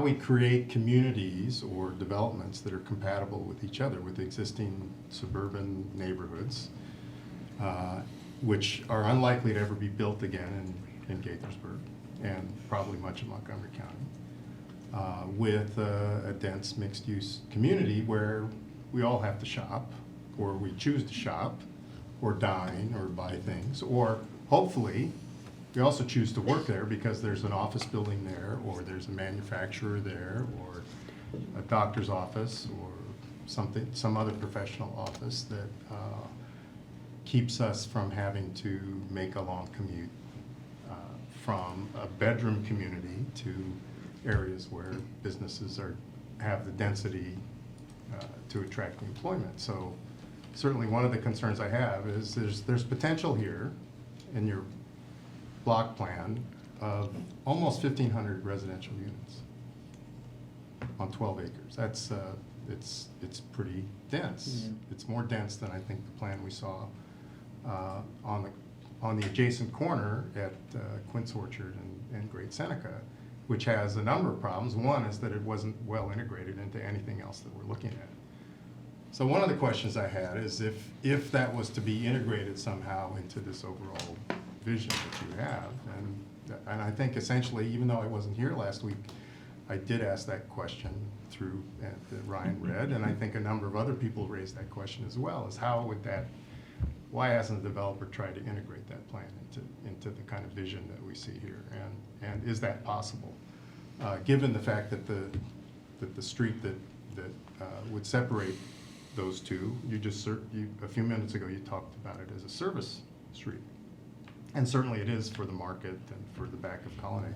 So that's, how would you integrate that? And then and I guess the whole issue of whether you're going to create office space or professional space or manufacturing space in these buildings, in which there's about, it looks like almost 1 million square feet in all of this? Approximately 700. 750, yeah. So to what extent can we be confident? Yeah, there's so many things happening in the world. The retail environment is changing. the residential environment and the professional business environment is changing. The need for office, Class A office is changing as well. But there's few places where that can happen in Gaithersburg, which is a concern I think that some of us have. It'd be great to have a project here or development or a community that is an employment center as much as it is a residential center. And I think that density is good too. It's good for the retail, which is likely to be largely restaurants because that's what seems to be the retail model these days. So I don't know, did you figure out the question I'm asking you? Nope. It's really about integration of all of this, but also ensuring that we actually have a mixed-use community and not just a dense residential community with first-floor retail. That basically is what me living in a suburban neighborhood is going to bring me to this area. And I want to make sure that I can park my car or my bicycle and get to it easily. So I would like to respond to both. I would echo Councilmember Harris's comments from the SCP meeting. We have a good problem. We're an attractive region. The growth is coming. I think, when I first started in this industry and they were building the last bedroom communities in West Virginia, that we realized, that was enough of the suburban sprawl. The approach is obviously creating those new mixed-use activity centers at various locations in the county and in the city here. And I think that our regional planning staffs have done a good job of looking forward to address some of that and creating those opportunities closer to home rather than everybody heading down 270 in the morning and back out at night. And this sticks to that smart growth script. Is it a challenge? Is it a change? Yes, but this is the planning response, and I think that we're all believers in that, and that the Kentlands is an important piece of that. To your point on the node here and the mix of uses, currently most of the development energy is going toward and investment capital is going towards developing apartments. There wasn't in previous cycles a lot of apartment development. It was that sprawl I mentioned or office development. So we've been playing a little catch up there. I think that also supports, there's a lot of retail in Kentlands. There's some parts that are doing better than others. Adding the folks to live here and creating that kind of 24-hour environment helps some of that retail. Certainly office would help with some of the restaurants, et cetera, with lunch business. We've done plenty of office development, not a lot during this cycle. It's all market driven. If the opportunities are there, we can certainly execute on that. I don't have the crystal ball. Today, what makes sense is adding some apartments to the mix here, especially with thriving MetaMune across the street, who I know anticipates growing as well and adding more jobs to this immediate area. They have that, they bring that to the table. So what I immediately see is adding some apartments, but again, the flexibility is within the sketch plan level to respond to market forces. Okay, so I'll just ask a couple of detailed questions here. I don't know if anybody else wanted to respond to that before I ask the next question. Go ahead and ask, Mike. All right. So so looking at the overall the sketch is the green space, and it looks like it's a very small percentage of the total space. Can you tell me what the percentage of that park space is of the total 12 acres? Not off the top of my head, but it's wider than the space at Crown, so it's larger than the one at Crown. It's slightly smaller than the old farm, which we know can hold 10,000 people. And the space with the restaurant would be almost, it's a little longer, but than the old farm. So that's the size. I don't know off the top of my head. I think it's about an acre of space in the green itself. So of 12 acres, that's, what is that? That's It's less than 10%. Yeah.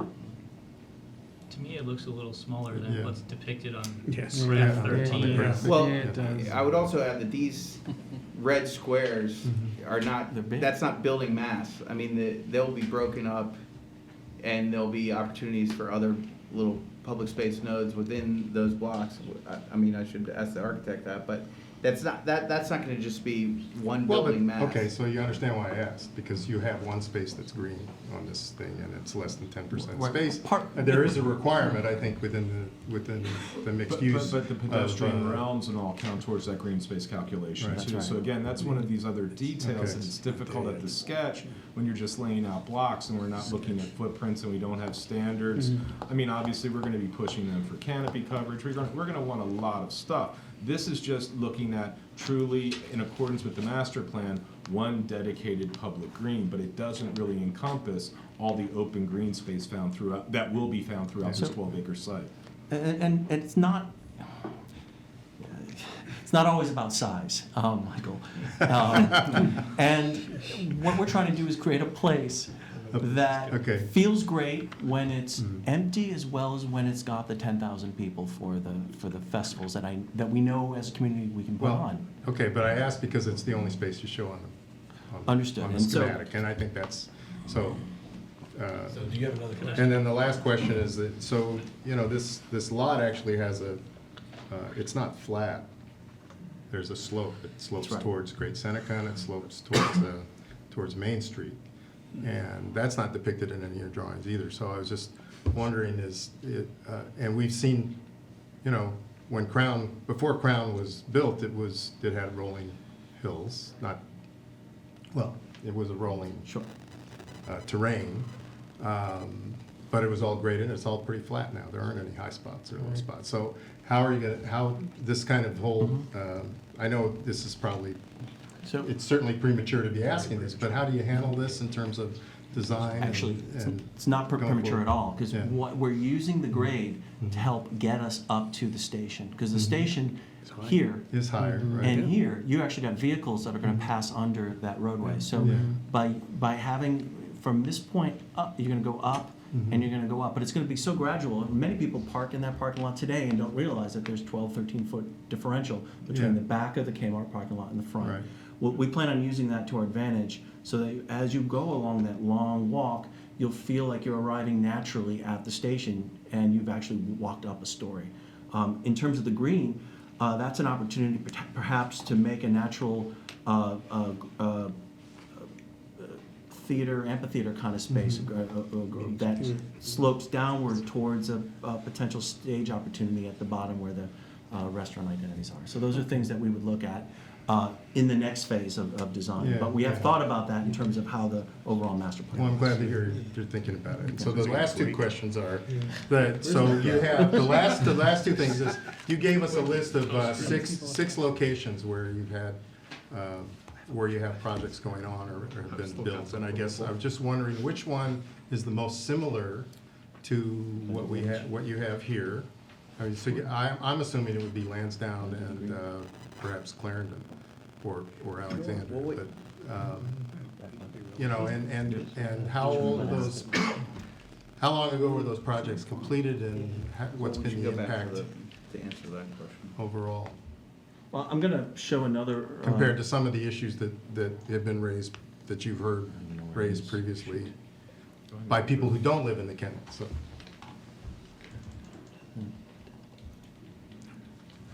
Close all tabs. I'm trying to find the right image. Is that on?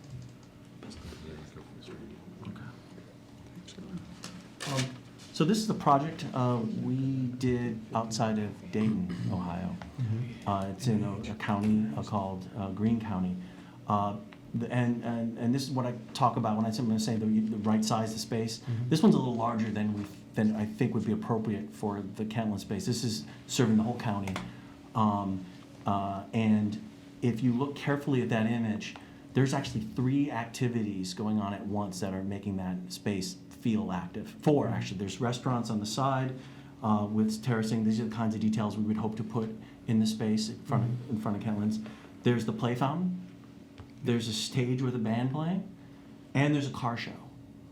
On top of the roughly 400,000 square feet of retail in this center, which we will not have at Kentlands. So for those reasons, we think the Kentland space should be smaller. This space has retail around all the sides and make it active. These restaurants all have streets they open up onto, which is important for accessibility and access. This little portal here leads to a garage behind this building that's wrapped.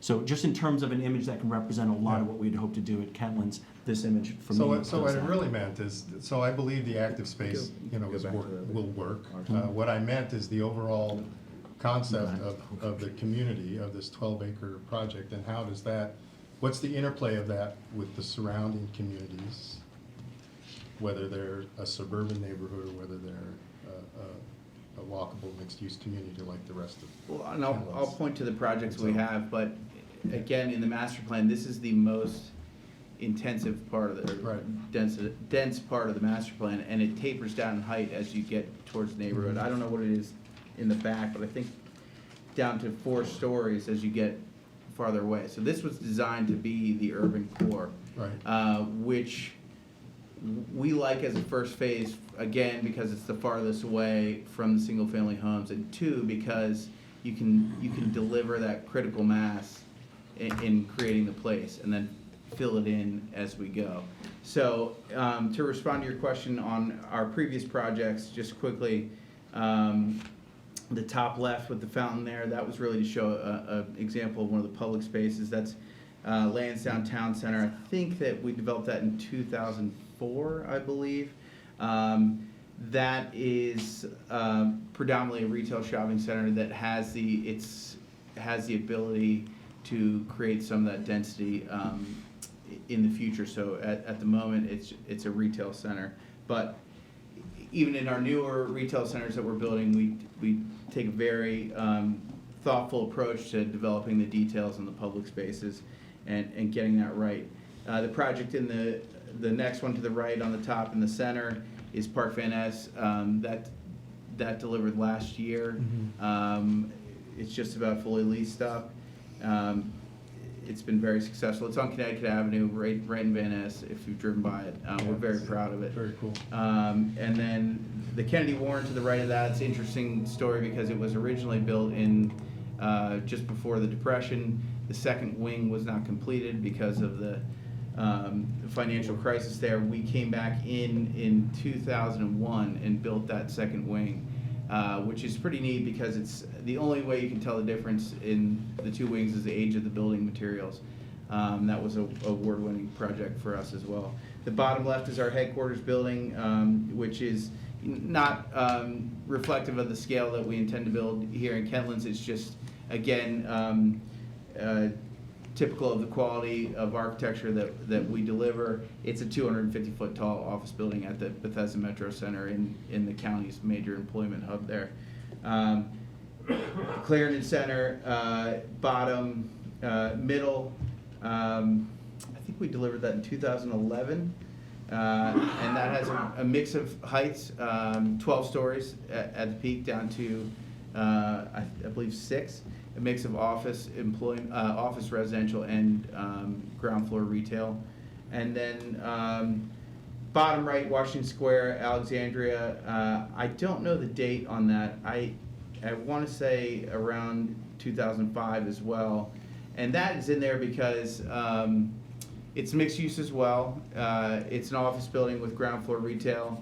But we know that particular attention is paid to the architecture by the community here in Kentlands and by planning staff, mayor, and council. And Old Town Alexandria is really sensitive to new buildings that are built within its parameters there. And we were able to execute on getting that project approved and built there and fits into the context there.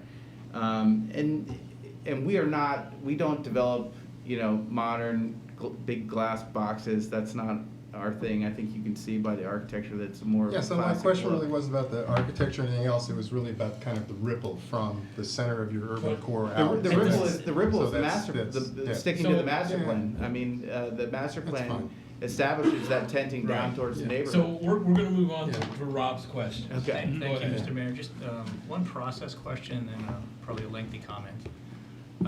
Process-wise, at this stage, at the sketch plan stage, if we were to approve it, for example, with mixed use at site at building number 6, and then 10 years down the line, we make a decision that we need more green space, can that then be changed to green space even though the sketch plan has a building sited on that area?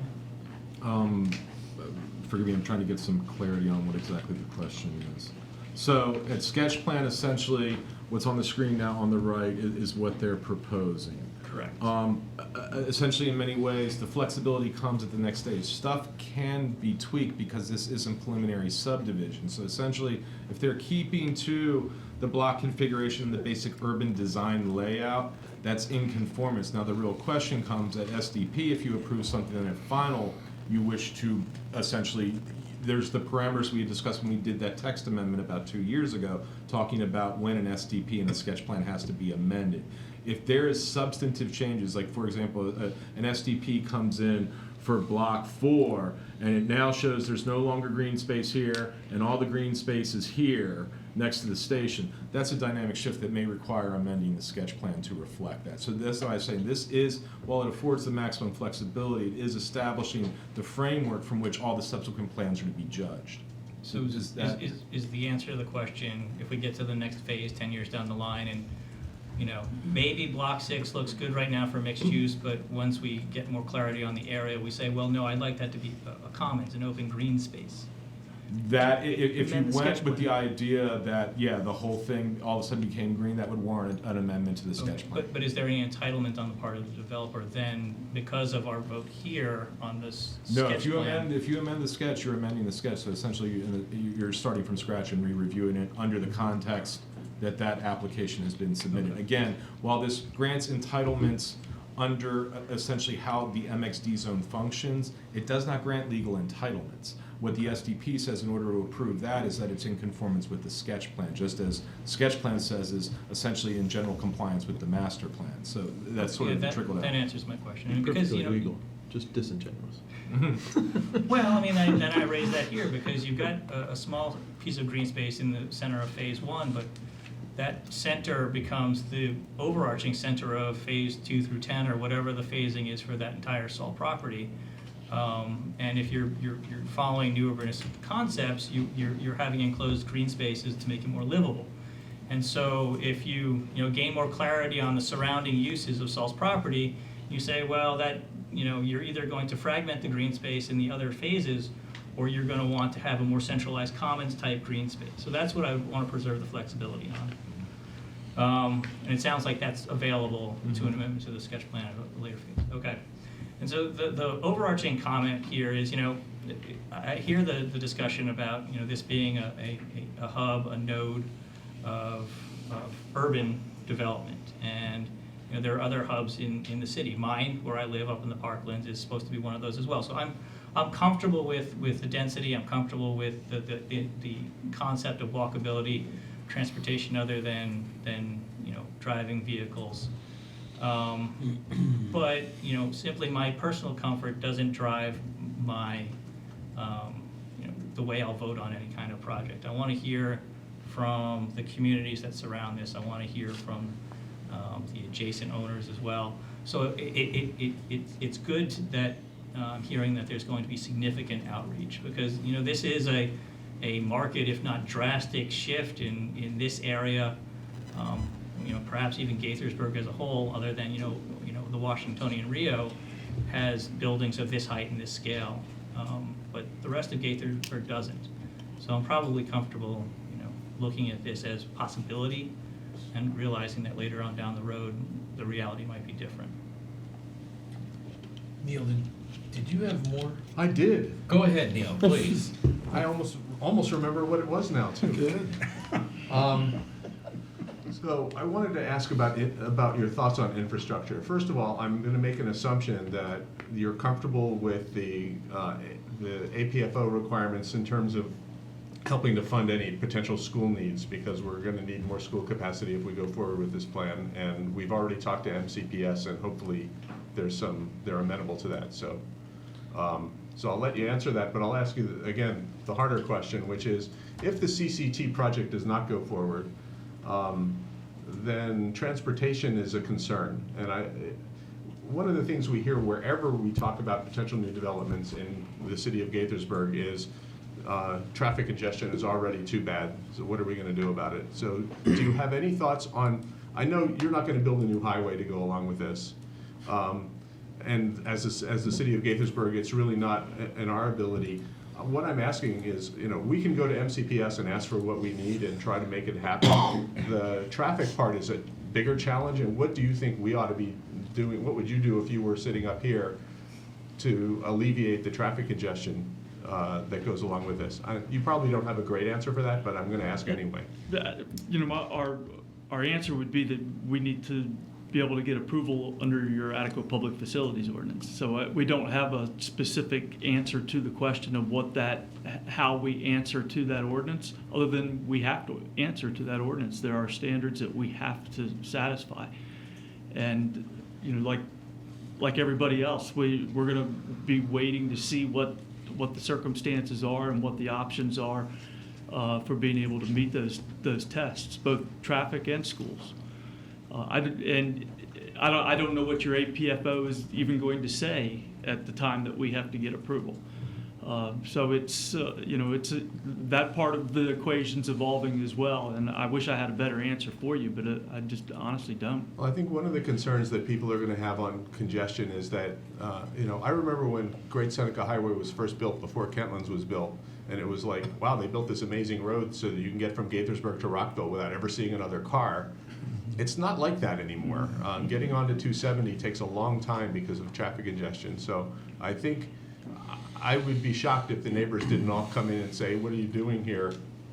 So figuring out how to alleviate it is a challenge, and I want to make sure that we have, and I know it's not your job, I guess I'm just going to say we've all got to think about it, and I'm looking for any suggestion for what we're going to do to get people from point A to point B as we continue to increase density if we decide to go forward with this. Yeah, at sketch plan level, we didn't even do a traffic analysis. We're not required to, but it also would be kind of pointless to do a traffic analysis at this stage because it's so early in the process. We just anything that we would be coming up with at this point in time would be pure speculation. And Okay. I mean, I'm sorry, I thought were you done, Neil? No, but he's not done. No, I was just going to say, to Mr. Dalrymple's point, we know we're subject to the APFO. At this level, we don't have any of those answers, but, we're happy to be part of the conversation in trying to figure it out. Yeah, So. and part of that is the people's behaviors are going to change over time as well. So a lot of the traffic that's coming down Great Seneca is coming from other places, coming through Gaithersburg to get somewhere else, and how those behaviors change in the next 5-10 years are unknown as well. I mean, the modal splits and all the things that the traffic engineers talk about, they are in the trend of more and more away from single occupancy vehicles, but there's a long way to go yet. But clearly the answer to transportation in this region in the future is to get away from single occupancy vehicles. So somehow, some way, we're going to all have to get there, or we're not going to be able to meet the tests of the adequate public facilities ordinance. Okay. Go ahead. Okay. Yeah. One comment and one request. The comment is that the 6 photos that you showed, of those 6 projects, 5 of them are on metro stations. So you should be aware of that. That's mass transit. The one that wasn't, the only exception was Lansdowne and Leesburg. So that's something that should be taken into consideration, is that mass transit, what made those successful. The request I have is, having been a proud resident of Kentlands for 25 years. Okay, you win. Thank you. We have been talking about for years having a hotel. And if there's any possibility of making one of those blocks a hotel, a high-rise hotel of some note, would be very, very advantageous for the community as well as for the region. You've got NIST, you've got AstraZeneca right across the street, and I think that would be a perfect location to alleviate some of the anxiety about having too much residency, permanent residents, as opposed to having some transient residents coming in and enjoying the amenities that you're planning to have there with the restaurants and building that critical mass that would make that a more successful project, I think, in the future. If I may make, if this is going to the sketch plan, hotels are listed as an allowable use. I have it up on the screen. As an now. allowable So, use, yeah. one of the things I think that needs to be brought up that was sort of alluded to the difference between when the Kentlands commercial plan was adopted and now. The Kentlands commercial district master plan basically essentially called for millions upon millions of square feet of retail and a little bit of office. One of the jobs, part of my job working with the applicant as we were developing this was to flesh out and understand the market realities. So we have expanded the uses, not just from retail and office, but things like the integrated light manufacturing that we just recently had approved, the activity centers, a hotel use, the banks, realizing the personal service businesses and professional service businesses. So we were thinking of that also, Lloyd. So when you hear the discussion talking about, retail, it's not really retail. The devil's in the details on the plan itself. Thank you. And I would just add, again, we haven't begun to think about what the uses will be, but the salt companies do have a hotel division, and we own and operate 22 hotels, so we're very familiar with the business, and if it's feasible, certainly it adds to the healthy mix of uses, and would be entertaining. Thank you. And I worked on a lot of non-transit served mixed-use places that we're drawing upon in the design of this, one of which we did show you, which was the Green Inn outside of Dayton. So. Okay, Brian. All right, I've had a lot of time over the last several minutes to Hours. flesh out my thoughts. Like Neil and many others up here, I participated in the 2007 charrette for Kentlands, and I must say, I have to admit, I'm struck by how the applicant's plan, at least at the general conceptual level, really does track very well the Kentlands Boulevard Commercial District land use plan. And so kudos for that, and we appreciate that message that you are conveying as sort of one of the grand themes of the presentation tonight. Of course, as has also been said many times tonight, the devil's in the details, and at sketch plan we're not quite at the details, so it's sort of a frustrating point for the public and for some of us up here to kind of grapple with. Gaithersburg is certainly, as you know, a forward-thinking city when it comes to mixed-use development and when it comes to new urbanism and all of those concepts, and our embrace of transit-oriented development. But we do have a tendency to build the oriented development without the transit because we do it in anticipation of the delivery of transit that we don't really have the control over. We did it at Crown. And I will say that Crown isn't perfect, no project is perfect, but it seems to be quite popular despite the absence, at least for now, of a Corridor Cities Transitway stop. Our hope is that we will see that Corridor Cities Transitway sooner rather than later. But that was a concern when Crown went online and we didn't have the transit to support our transit-oriented development. On the other hand, it has managed to succeed, and I think that's something to think about as we consider this application. Especially the fact that the applicant has made clear that, at least in their view, initially, having that transit there and online in the immediate term is not necessarily something that's going to be required for them to sustain the project, although we still need to think about it. We need to think about the right balance as we go down the line and get closer to the schematic development plan phase. Another concern I had about the progress of Crown, and I'm sorry to keep citing Crown, but I think it's a good analogy for a number of reasons, was that while it was okay to be dense and while it was great to have activated retail spaces and a green in the center, it was kind of from the outskirts, when you looked at it from the outside, it was sort of walled off on the outside. And that may just be a function of the fact that in order to create an internal street grid that is activated, that's how you build things. I don't know. I'm not the architect. But I think that gets a little bit to what Rob and Mike were trying to say when they talked about connectivity. They're not just talking about internal connectivity, they're talking about external connectivity. If you look at the southeast and the southwest edges of the block plan, those are properties that I think Saul also owns and that you're probably going to have long-term plans to develop as well. How is that going to connect to this sketch plan that you're proposing? And you may not know the answer yet because you haven't gotten there, but I could envision, maybe that green space continues to extend in a southeastern direction to a longer green space at some future time when the lot where the Lowe's is now might get redeveloped. We just sort of don't know. And I think that's one of the concerns that I personally, again, bring from the experience with Crown is how do we have a better sense of how these spaces are going to connect to the spaces around them. One of the things that you mentioned was, that from the surface lot in front of the Giant, people could, sort of pull right in and park in block, what block is that? 6? But does that mean that the facade of Block 6 is not going to be the kind of facade that projects that sort of activation because it's going to be the back of your development? And do we want that?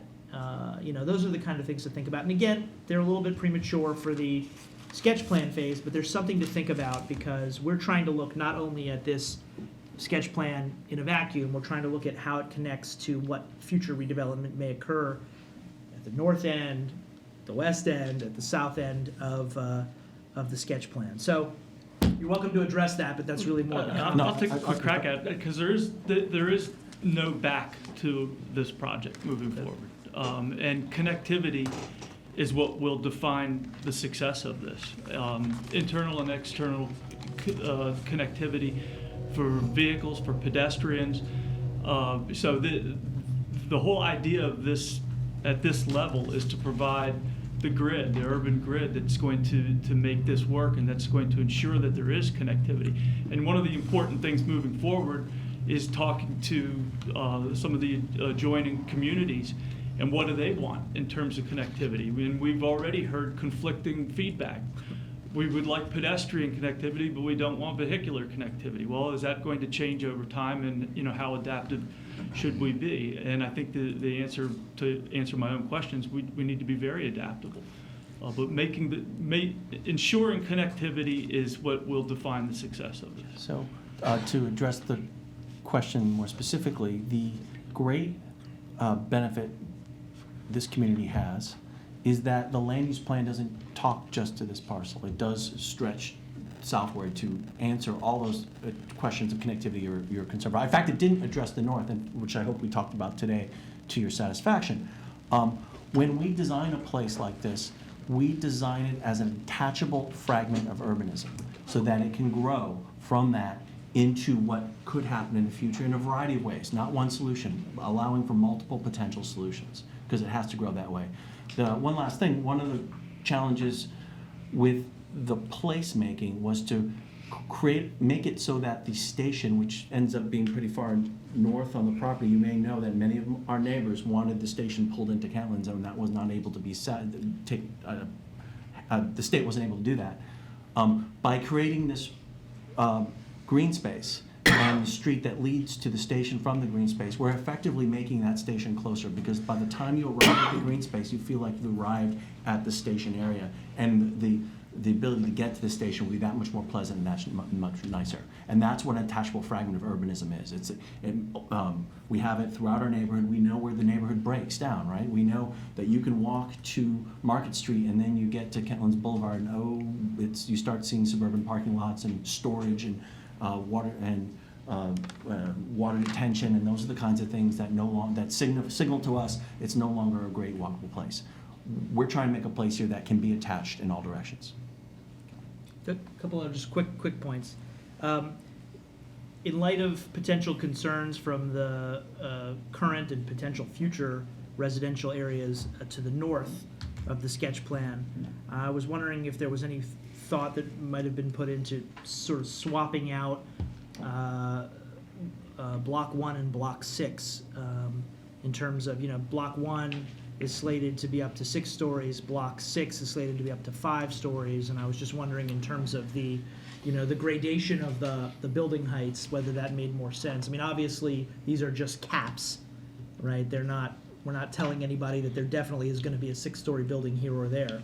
I was just wondering if that made more sense as we, try to gradually raise the building heights from one point to another. I'll let Brian speak to, the notion of height along the public space and what that should feel like, but I would point out that for Block 1, half of that block in the master plan had up to 12 stories in height. Fair and enough. that was, taken into account when we looked at that block, that there should be consideration of where it is and what it feels like. I don't think that we necessarily need to match the exact height of the building next to it in order for it to still feel good.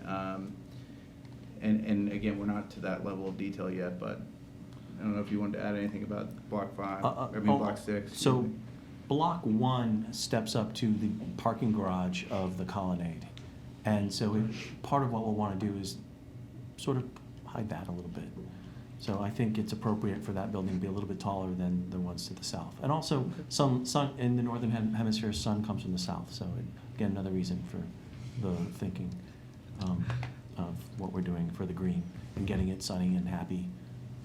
And then finally, I just wanted to echo the question about staging that the mayor had addressed earlier. You don't have to answer it, but I'll just sort of go on the record as saying that it's a question I'm kind of interested in as we talk about the transit issues here. Okay, we're gonna go to Matt. Just real quick, when I opened the package, I was looking for a million diagrams. We're diagram people. And I think, being presented with one is probably fine, but what I, obviously sort of self-discovered was the old plans that I hadn't seen in a few years, and it was kind of fun to go back through them.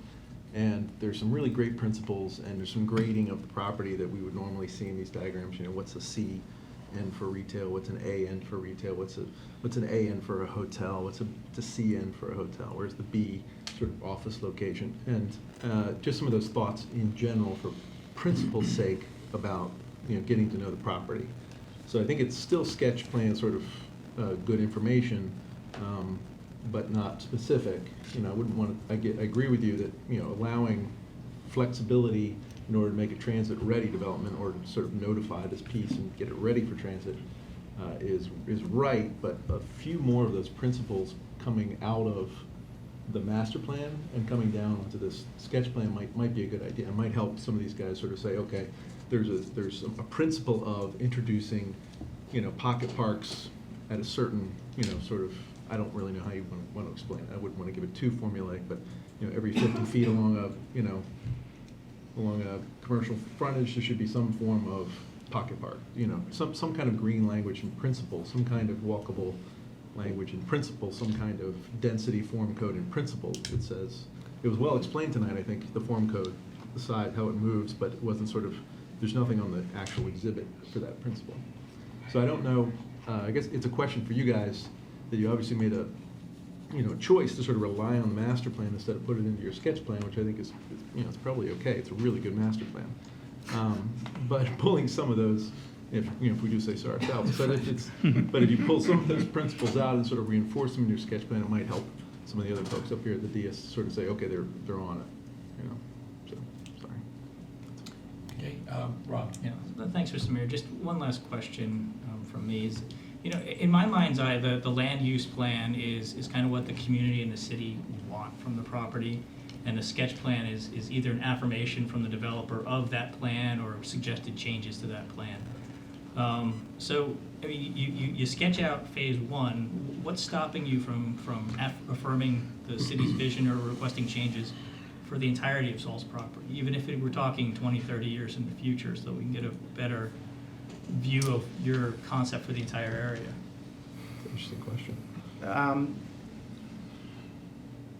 This is an operating shopping center. There's a challenge to even doing what we've done so far in terms of preserving the vitality of what's there. As soon as you start mentioning long-term plans, tenants can tend to get nervous.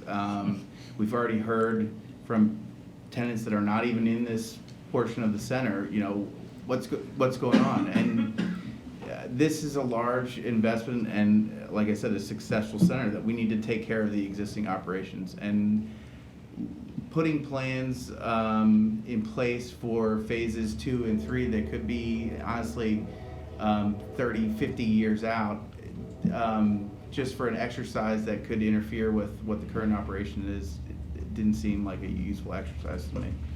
And again, the master plan has done that. So it's a very valid question.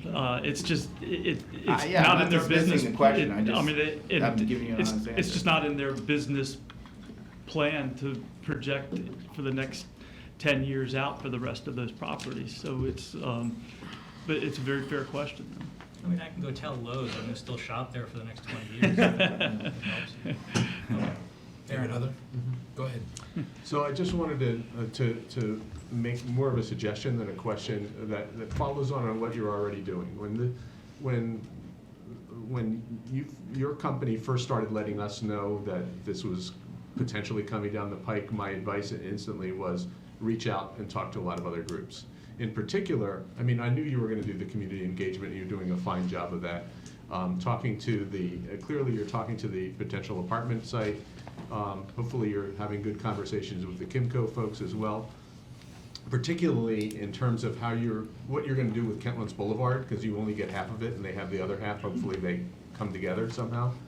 But I'm also wondering if you're having conversations with some of the other neighbors, particularly with Metamune. And I'll just throw this out there, and we've had some economic development discussions around the whole biotech sector in the area, and Metamune would like to have more neighbors like them, and we would love to have more biotech businesses.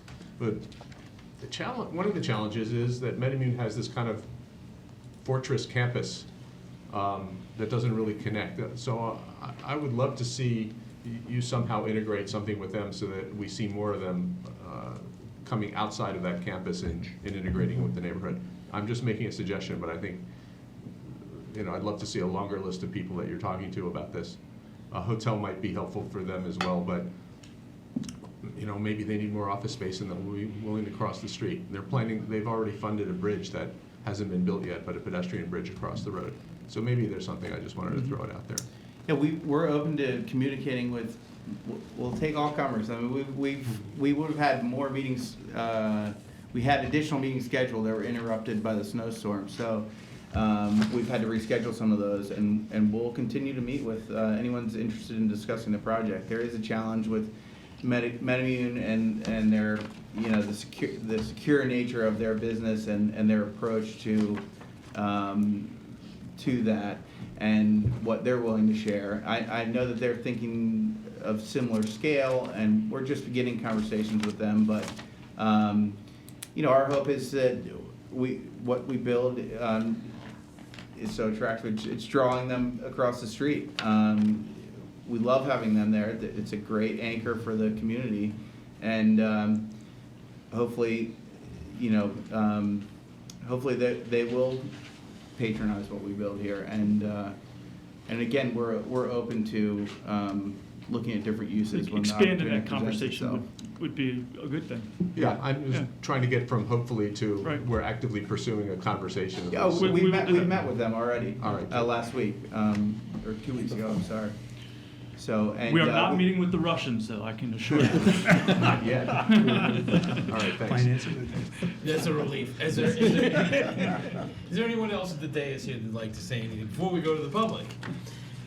We appreciate everyone's patience here. This is, obviously, it's an important project that needs to be given a lot of consideration. So thank you for your patience. This is the time where the mayor, council, and planning commission would like to hear from anybody in the public who'd like to speak on this public hearing topic. We ask that you keep your comments no more than 3 minutes. State your name and address or neighborhood for the record.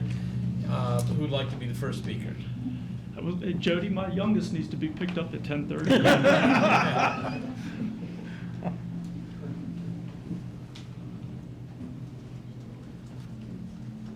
Tom McQuiggan, 924 Point Ridge Drive. Thank you for letting me talk. I'll be very quick. When I first heard about this, I thought it was further in the process, so I was concerned and I was very hot about this project, not in a good way. And the reason is, I'm really concerned about the parking, and you guys brought it up and talked about it a little bit too. And what I've noticed is there has been a change in the type of retail parking that happens now. Where Quincy's is today, you can't find a parking spot there. And yet, when that was built and everything's been built to code, everything fit fine. The proprietors there tell me they can't get their customers in the store. So I think before we go down this path of starting to build more and looking at more, we need to go back and get the paper clean and re-examine what our restrictions are on parking, because it's becoming a problem. If you look at the apartments at Quince Orchard, apartments up there, there are hundreds of cars that do not fit on their parking lot for that property. Now, I'm not sure the people in Colonnade are going to be buying 6 cars each like apparently the people in the apartments are, but it's going to be a problem if we just keep on having all the, and it's supposed to be getting less cars. So I hear the gentleman talking, and what I really heard out of all this discussion was, believe me. And, you know, it's one of those Trump-type moments. So that's what I'm referring to. A lot of, believe me, it's going to be great. It's going to be fantastic. It's all going to be perfect. I don't believe it, and neither should you. All right, thanks, Tom. Please, come on up. Hello, my name is Carl Van Est. I live at 52 Redding Ridge Drive in Gaithersburg. Thank you very much for having me. I think that one of the key things here is the CCT and how important that is. It's a space that we can't afford to waste on just restaurants. You know, we need to have businesses in here. We need to have businesses in our midst. We can't afford to have, you know, companies move from, you know, locally and move to Bethesda because of the mass transit that exists there. So things that are on places like the CCT or on any of the BRT routes, those things are key. So we have to have businesses that move in here. So whether or not we have some more of the medical companies move across the street into this area, I mean, that would be a very wise use, and then people could work there from the Kentlands. Okay, these are high quality jobs that we all want to be working at. Again, we can't waste CCT on just more restaurants. We've already got parts of the Kentlands that are, you know, on the verge of fading and you know, maybe collapse. Right, some of the business sections closer to the movie theaters. You know, there are a number of spots there that not making it, right? The parking issue was also a very Please good one. Address. I'm sorry. Yeah. The parking issue was also an important one, and you can see how, you know, over the years there was plenty of parking. There may be too much parking, right? But now it's becoming a lot tighter. It's getting a lot harder to move around. The biking issue is also one more area. You know, when you start to get closer to Giant, and you know, it does get to be a little bit more dangerous, you know, riding your bike around there. So features and facilities associated with that are important. Thank you very much. Thank you.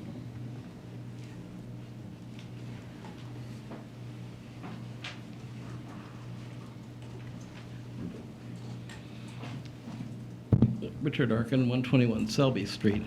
I've been involved in one way or another with Kentlands for almost the last 30 years, 29 years, it'll be 30 years next year. And I am delighted to see that Saul Centers is taking the first major step forward toward the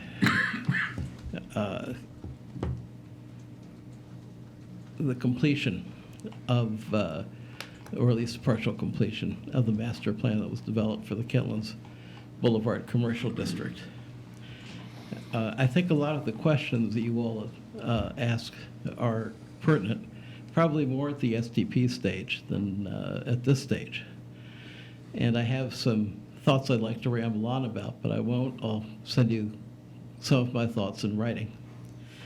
But I would like to bring up some thoughts about this, which I think are worth incorporating at the sketch plan stage. I think the sketch plan has to be a little bit more wordy than the normal sketch plan because of the kind of project that Kentlands has been from the start.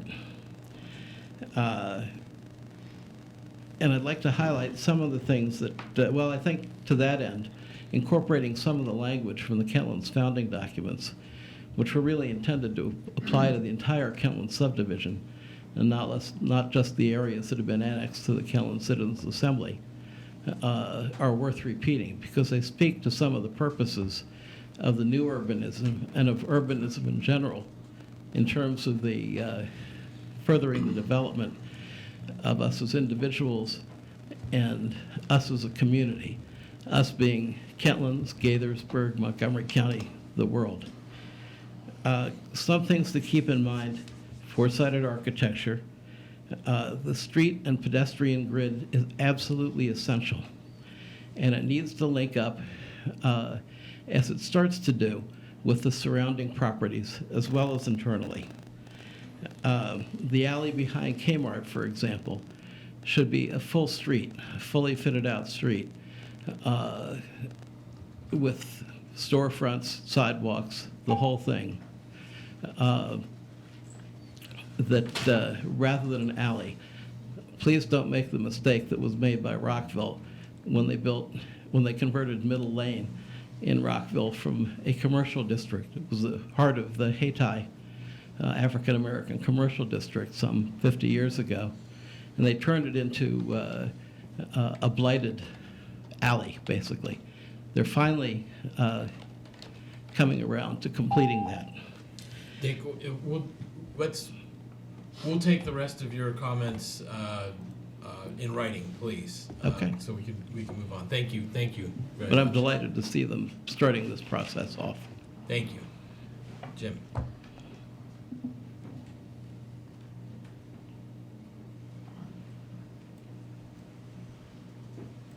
Thank you, Mayor. Jim McNulty, Saybrook. As Mr. Arkin said earlier, I'm the converse of him. I'm probably as far from the Kentlands as you can get in Saybrook, but obviously recognize the value that the Kentlands brings to our city and spend a good amount of time over there myself. I want to kind of piggyback on the question that Councilmember Wu brought up about the other areas of the Saul properties. And also what Councilmember Harris was discussing about the challenge of schools. Somewhere between the Saul property and the Kimco property, there's going to have to be a school. The numbers just won't support that much density without another school somewhere. And it was good to hear last week that MCPS is more open to being a little more forward thinking as far as the planning without having to have things, ready to go. But I think it's important that either within this property or the property to the southwest or the Kimco property, somebody has to look around the area and say, where is there going to be a school? Because none of this development can happen unless somebody puts a school somewhere. So I think it's important, not just for the people that were going to be in these new developments, but the people in the colonnade, the people who are in the existing Kentlands area, and everybody that funnels into the existing schools. They're going to wonder, where are all these kids going to go? And not to mention the public transport issues that the question that the CCT raises. That's all I have. Thank you. Thank you.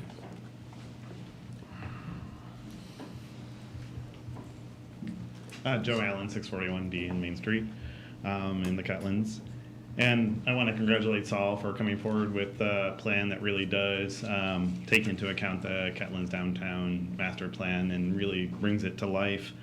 I think what everybody has been coming on is the connectivity and the context for this plan. It is on the edge of the master plan, and most of the community is not near this particular part of the development. And so the connections, especially from a transportation standpoint, to Quince Orchard Boulevard, to Great Seneca, to Booth Street, I'm not sure many people are going to want to walk through a parking lot to get to this type of environment. I walk next to Lowe's and get frustrated every year trying to get by snowblowers and lawn equipment and other things and have to push my stroller into the street. That is not what I want to walk to get to a green. When I park at Crown, come out of the parking garage and I'm right there, I'm on the green.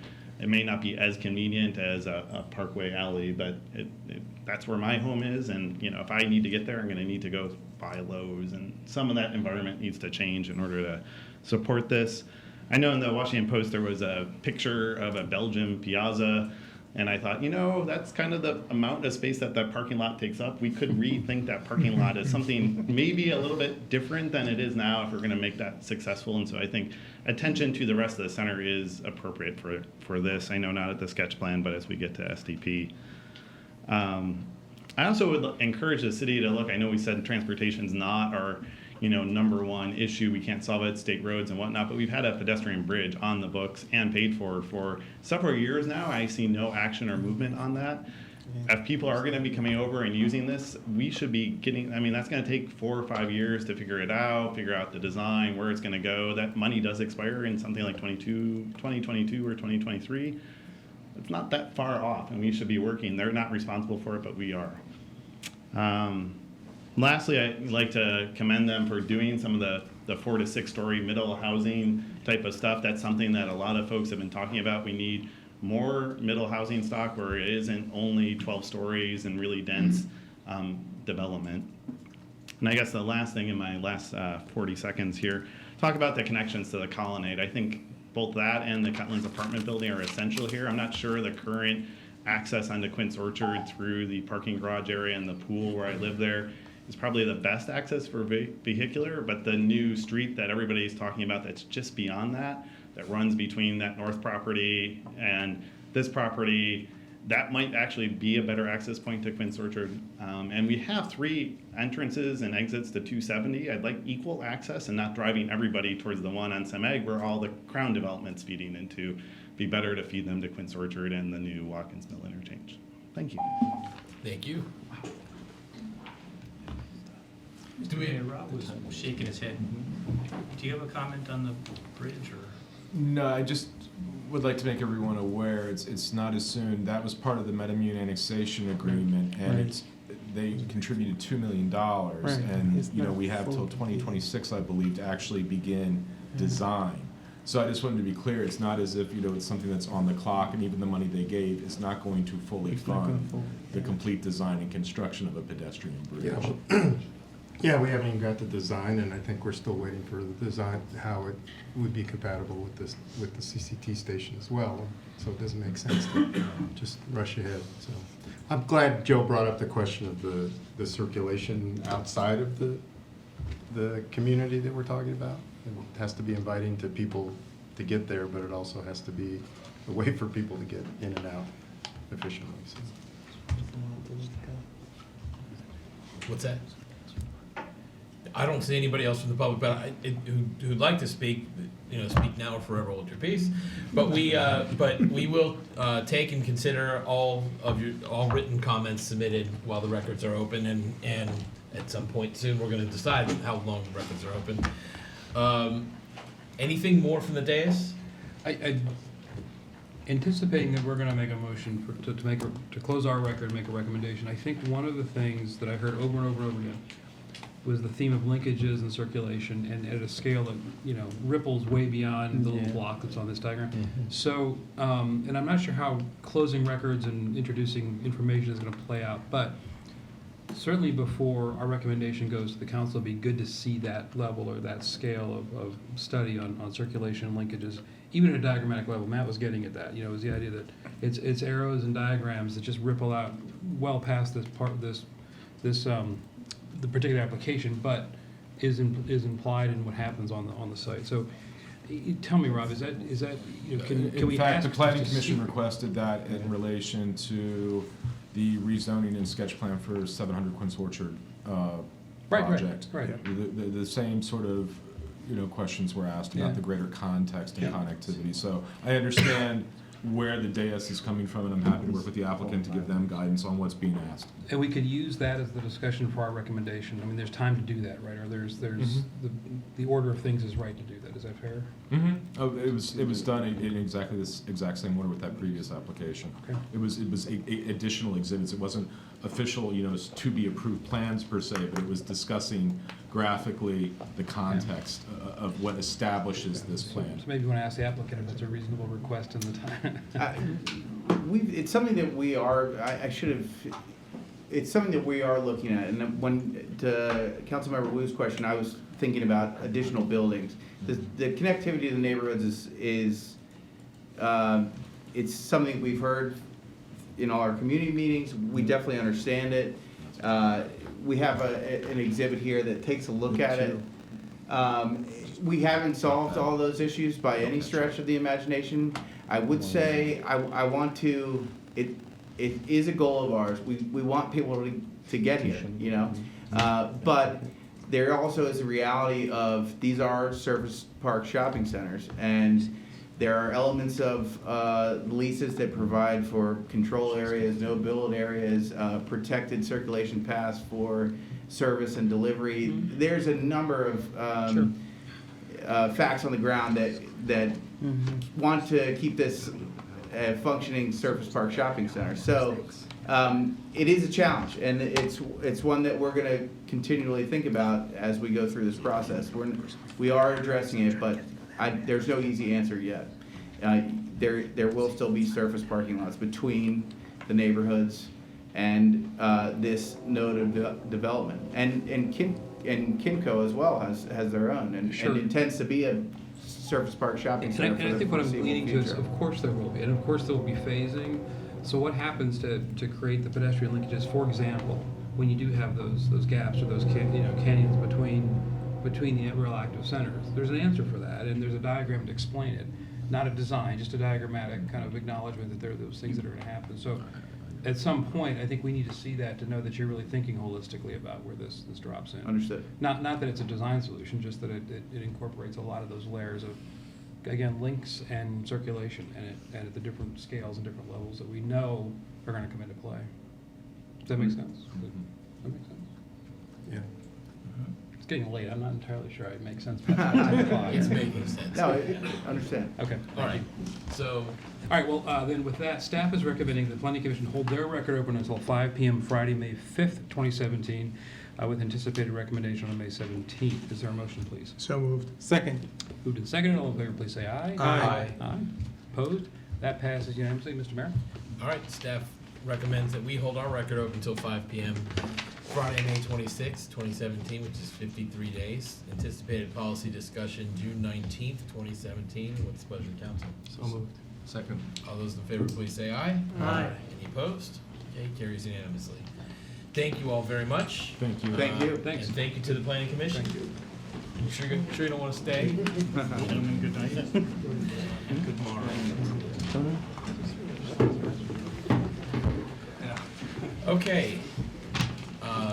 We'll let everybody, if everyone could have all your conversations outside.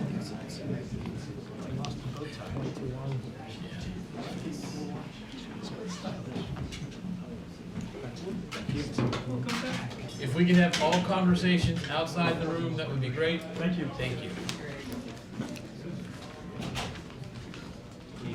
Okay. We're going to move on to from the mayor and council. We're going to start off with Councilmember Sesma. Just want to, it's a big day, opening day. Right now, the Nats and the Orioles are 1-0. They're tied for first place in the division, so that's a good way to start the baseball season. I want to congratulate all They're those. not in the same division. No, in their respective divisions. Okay, All right. Are you guys really gonna fight at 10:30 at night? I want to congratulate our environmental awards winners, and then apologize for my absence last week, but appreciate the fact that Councilmember Spiegel was willing to read my questions, and you guys were able to take off from them. So just have some announcements about upcoming events and activities for April. You can enjoy seasonal produce and more at the Main Street Farmers Market in Kentlands. Open Saturdays year-round. The Thursday afternoon Folks Corner Farmers Market in Old Town opens on May 4th. The skate park opens at Boer Park on April 7th, just in time for spring break. Admission is free. April is Green Month. We had a little recognition of that. We're celebrating with Community Green Up Day on April 8th. That's this weekend, and a free screening of the film Climate Refugees on April 29th. The singer-songwriter workshop and concert series continues with Martin Joseph at the Arts Barn on April 8th. The annual State of the City address takes place April 13th at Asbury Methodist Village. The event includes the presentation of awards for the Distinguished Citizen, Outstanding Organization, and Distinguished Friend of Gaithersburg. It will air on our YouTube channel after the event. The Gaithersburg Book Festival hosts an evening with Brian J. Jones, author of George Lucas, A Life, on April 19th at Johns Hopkins University, Montgomery County campus. Celebrate Broadway's golden era with the musical Guys and Dolls Jr. at the Arts Barn weekend, weekends of April 21st through the 30th. This version is adapted for younger audiences, which I think is a good idea given the theme of the play. The Latitude Observatory is seeking volunteers to assist with special programs throughout the year. Training takes place on April 22nd. Jazz vocalist Danielle Wirtz performs at the Arts Barn on April 22nd. And we're joining with Montgomery County Humane Society once again, hosts the Paws in the Park Dog Walk and Festival on April 23rd at Boer Park at Summit Hall Farm. You can learn about model building at Discovery Day at the Community Museum on April 23rd. You can also come back for a Storytime Station reading about rainy days on April 25th. Return to the glory days of radio with Boston Blackie radio plays on April 27th at the Arts Barn. Rid your home of expired and unused medications by bringing them to Prescription Drug Take-Back Day on April 29th at the Gaithersburg Police Station. And if you need more information about any of these events, including hours, admission fees, and ticket purchase, all of that information is available on the city's website, www.gaithersburgmd.gov. Thank you. Thanks, Mike. Rob? Thank you, Mr. Mayor. I'd just like to state that I was kidding before. I really do appreciate Brian's frequent emails. They're very informative. Nothing further. Thank you, Mr. Mayor. Okay. All right, Ryan. Gosh, it's not even April Fool's Day anymore. Just very quickly, congratulations again to all of our environmental award recipients who we honored earlier tonight at a reception for their great work. Congratulations to Samira for being honored tonight. It was a very nice honor to go through, and there were some things, after having worked with her for many years, there were still some things about her life that I didn't know that were fascinating, and so nice to be able to honor Arab American Heritage Month by honoring her. Since our last formal meeting, we had a Council in the Communities meeting recently on March 29th. Our first new format meeting where we're being proactive, thanks to the mayor's leadership, and going out to communities rather than having them ask us to come to them. And so we met with several communities in the northern part of the city, and I thought it went very well. So congratulations to all the staff involved, and thanks to all the members of the community who came out to make that a very good meeting. Also, since our last formal meeting, we had our annual landlord and property manager appreciation event, which a number of us attended. And I want to thank all the city staff who were involved and all the property managers and landlords who really take the extra time and care to make sure they're in compliance with city laws, that they're taking advantage for their tenants of city programs. So we appreciate that as well. That was a very nice event. And I'm looking forward to seeing everyone next week at the State of the City event next Thursday. Until then, to all who are celebrating and observing, wishing you a happy Easter and happy Passover. And that's all I have. Thanks, Ryan. Neil? So a couple of quick things, and then I'll read an announcement. April 1st was my wedding anniversary. I kind of thought it was an April Fool, but I guess the joke's on her. Anyway, I just want to do a shout out to my lovely wife for putting up with me for all these years. And also to the public on Facebook, we really, the idea of a plan to put zip lines along Route 270 to alleviate traffic, that was an April Fool. I know a couple of people were taken in by that, which was kind of fun. Anyway, let me read the notice. Notice of a public meeting. Notice to the general public is hereby given that in advance of submitting the Community Development Block Grant, CDBG, Annual Action Plan to Housing and Urban Development, the city will hold a community meeting on Wednesday, April 5th at the Casey Community Center, 810 South Frederick Avenue, Gaithersburg, Maryland, 7 p.m. The meeting is being held to introduce the CDBG program for the period of July 1, 2017 through June 30, 2018.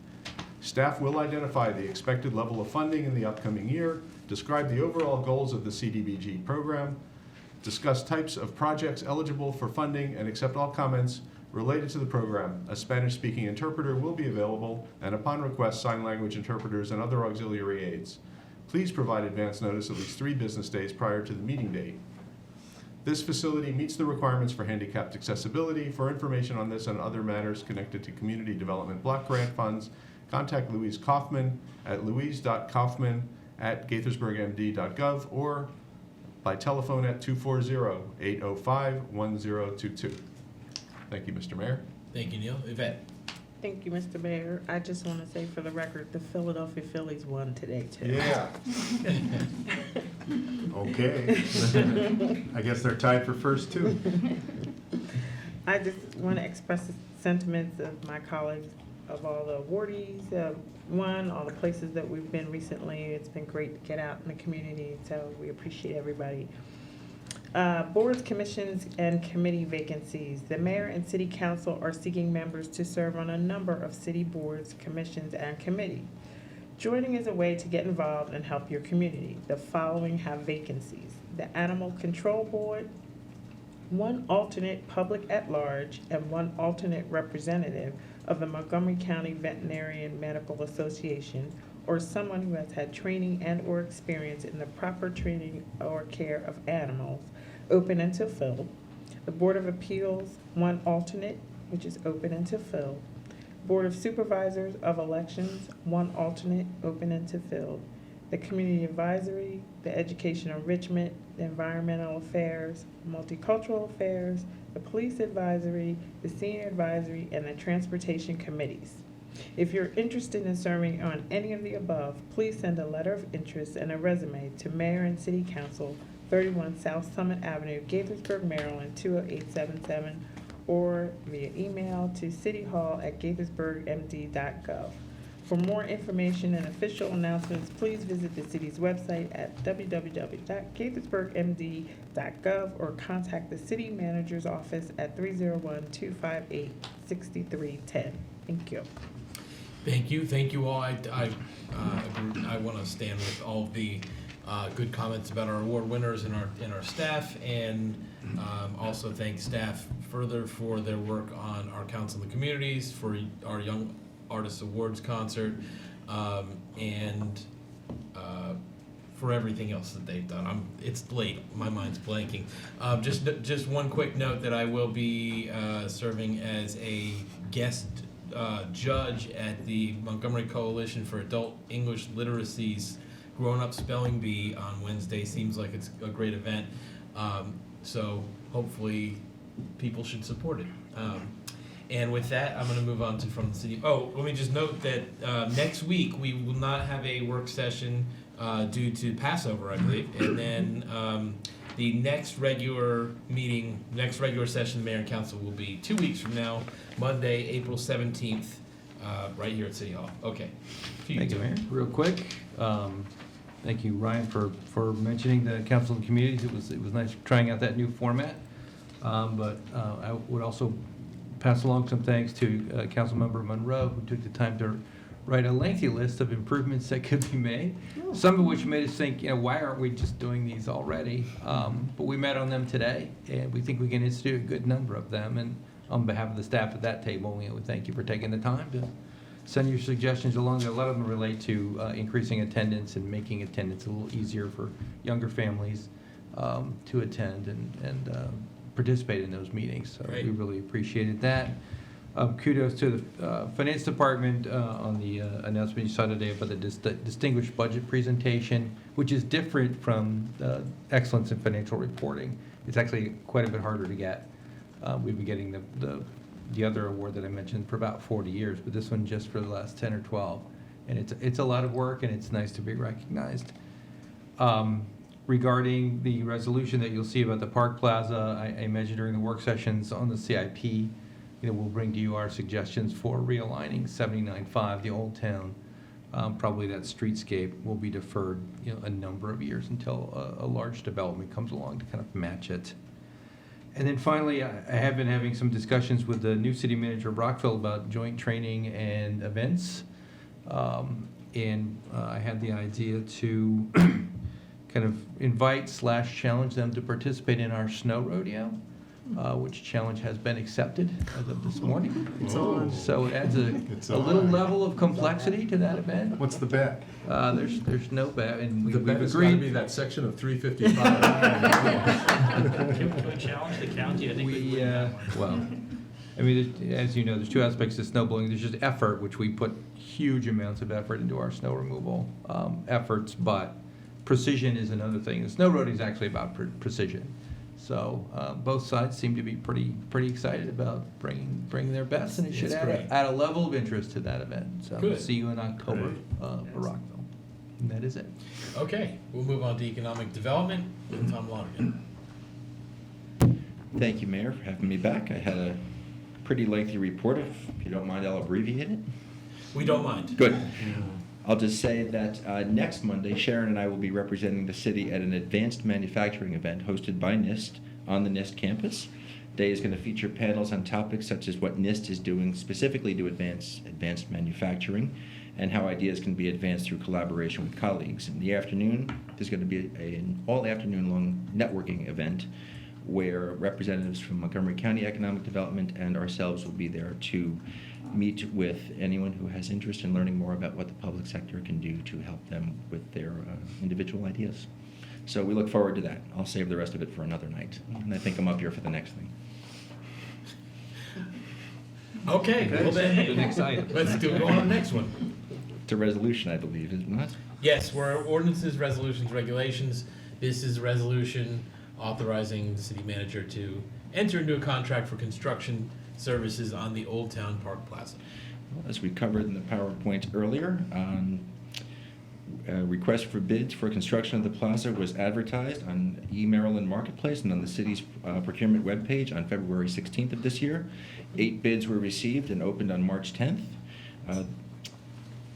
We would like to move forward with the bid submitted by Nastos Construction in a bid amount of $1,781,000 and an additional 10% encumbered for $178,000 for a total of $1.959 million.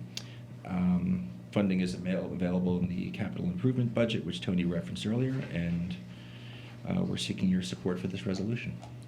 Question, do we have to do anything special to reallocate the monies within the capital improvement budget buckets, or can we just pass this resolution as is and then deal with that later?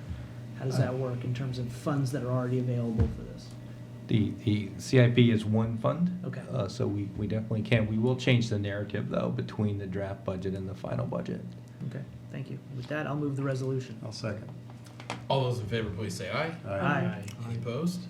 Okay, carries 5-0. Thank you very much. Thank you all. Next, we have Deputy City Manager Dennis Enslinger. Good evening, Mayor and council members. I'm here before you asking you to authorize the city manager to amend the original contract to increase the base year funding limit for the architectural, engineering, and other related services related to the capital improvements program. At the beginning of each year, we actually add up all the capital improvement projects that we're going to be doing in the year, that we anticipate doing in the year, and then have you approve one large contract for the various firms that we have related to that. And we have 9 firms that we currently work with on retainer. This year we had 27 projects that we identified. There were a couple that were large ticket items.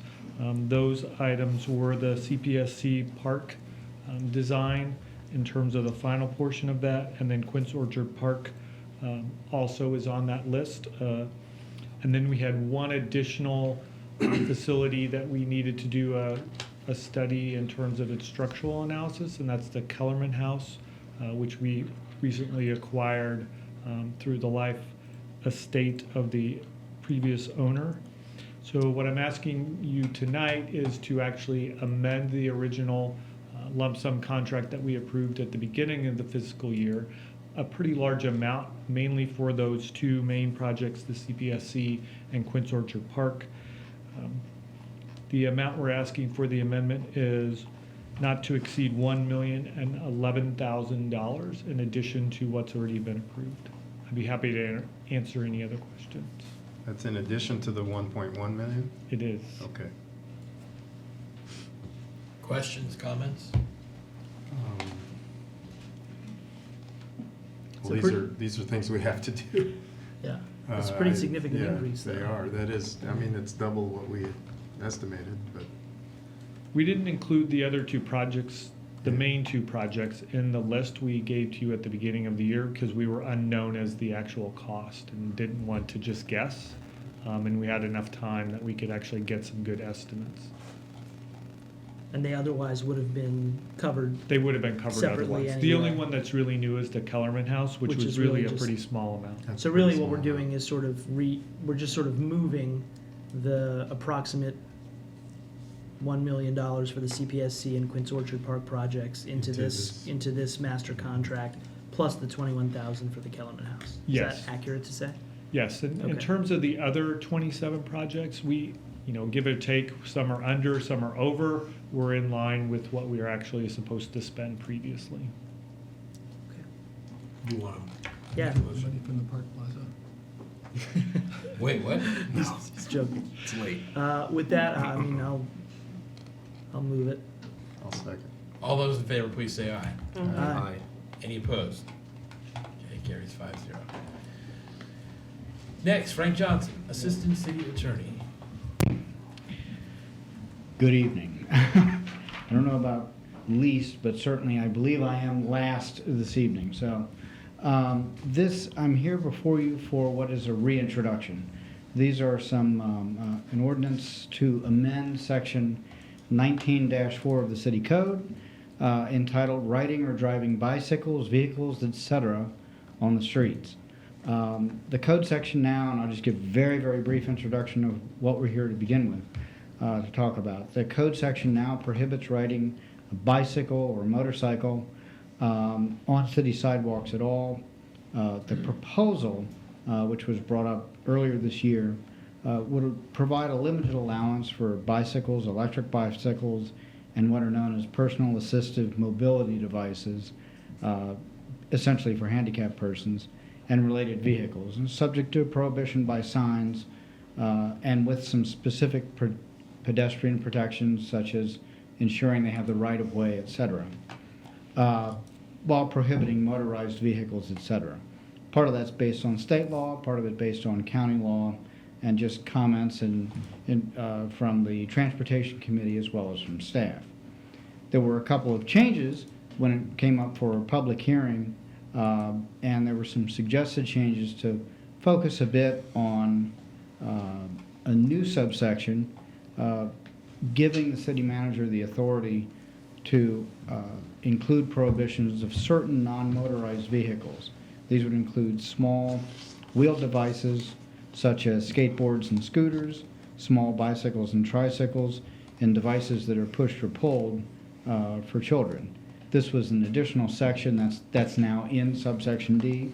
It's not an overall prohibition, it's simply the ability to do it for specific in specific instances, of course with signage as well. A couple of other changes that were included here that probably wouldn't have required reintroduction and moving back to a public hearing, but still we're addressing some of the comments you made, specifying that references to bicycles could include a two-person bicycle, specifying that bicycles and electric bikes could be prohibited based on certain specific factors that had been discussed, such as sidewalk width, sidewalk construction, usage in the area, or other safety concerns. And then specifying that any prohibitions on motorized vehicles The prohibitions included motorized vehicles as well as vehicles transporting more than the operator, other than strollers, wagons, and other devices. Part of the discussion there had been, are we including a second person, are we carrying, and simply specifying vehicles transporting more than the operator or operators seemed to be sufficient. That is in any essence, that is the new proposal that's before you, and this is being presented for your consideration, and staff are recommending seeking introduction, and if sponsored, we would suggest scheduling the public hearing for May 1st, 2017. Couple quick questions. I know it's late. The designation of areas where it would be prohibited on sidewalks under Section D, for example, do we need to specify who makes that designation? I assume it's the city manager or his designee, but it doesn't say that. I mean, we use the word signage, and then if there's some other reference to signage elsewhere in the code that says the city manager determines where signs go up, then that's fine.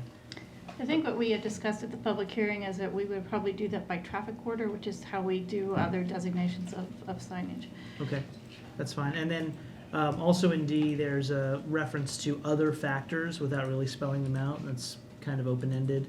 I'm guessing could address that as well through traffic orders, but Lynn, let me know if you think otherwise. That just seemed kind of open-ended to me. Yeah, that's something that we'll take a look at. We wanted to have a little bit of discretionary depending on the circumstances because, obviously some sidewalks, more urban areas have more constraints than others, so we wanted to be able to do a little bit of an individualized assessment. Yeah, but if we this is just an introduction, so if Sure. we introduce this as currently written, we could address those during the process? Correct. All right. So.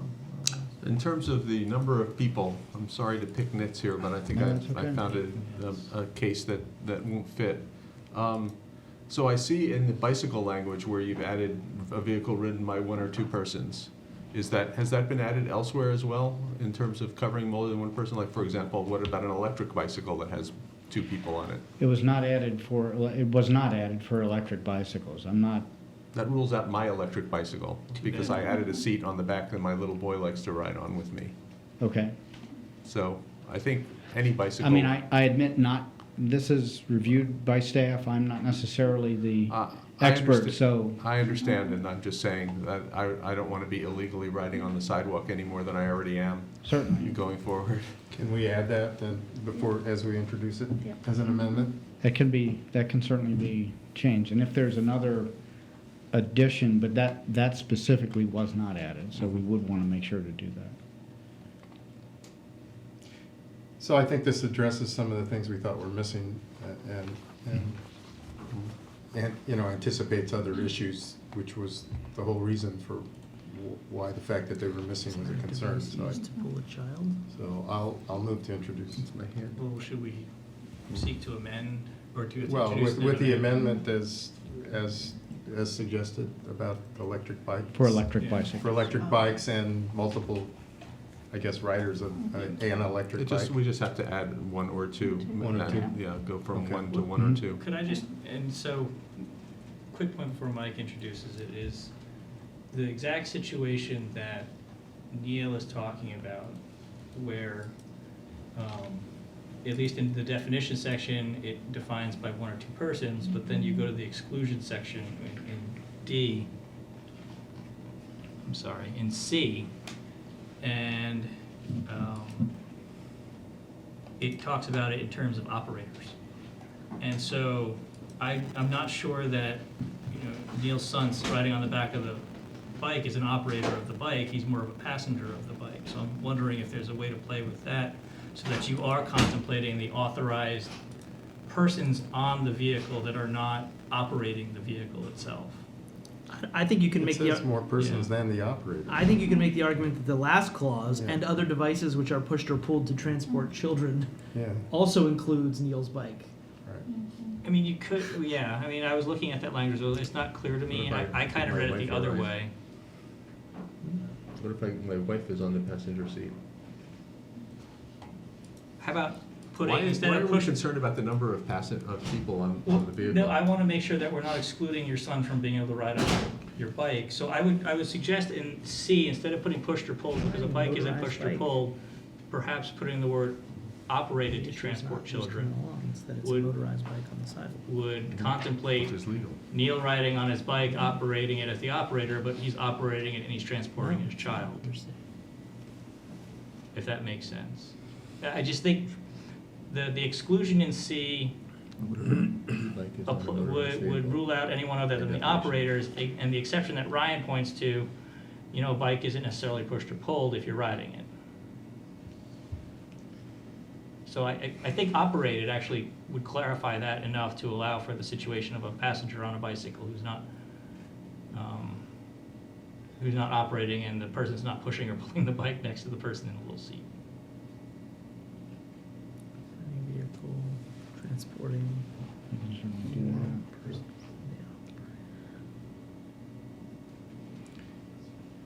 No one can We just think need to at change 11 the, o'clock at do we need to change the definitions instead of, parsing this language out that specifically?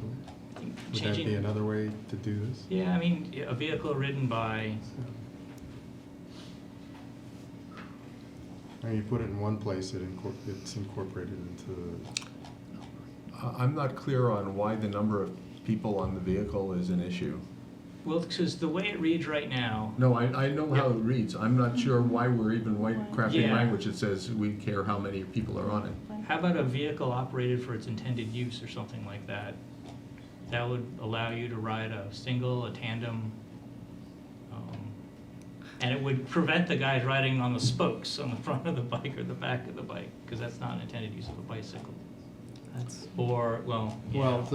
Some guys intend to ride it that way. Yeah, if the concern is with the electric bicycles, Why not just change the subsection C definition? can simply reference or any other vehicle transporting more persons than the operator.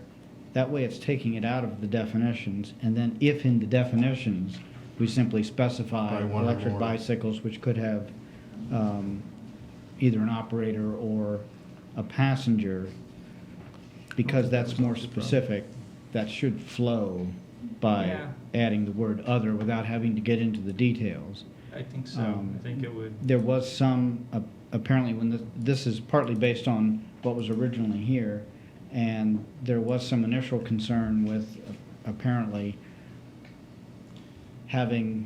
transporting more than just the operator, having rather large items of equipment on the sidewalk. So that's where the allowance is a bit more limited.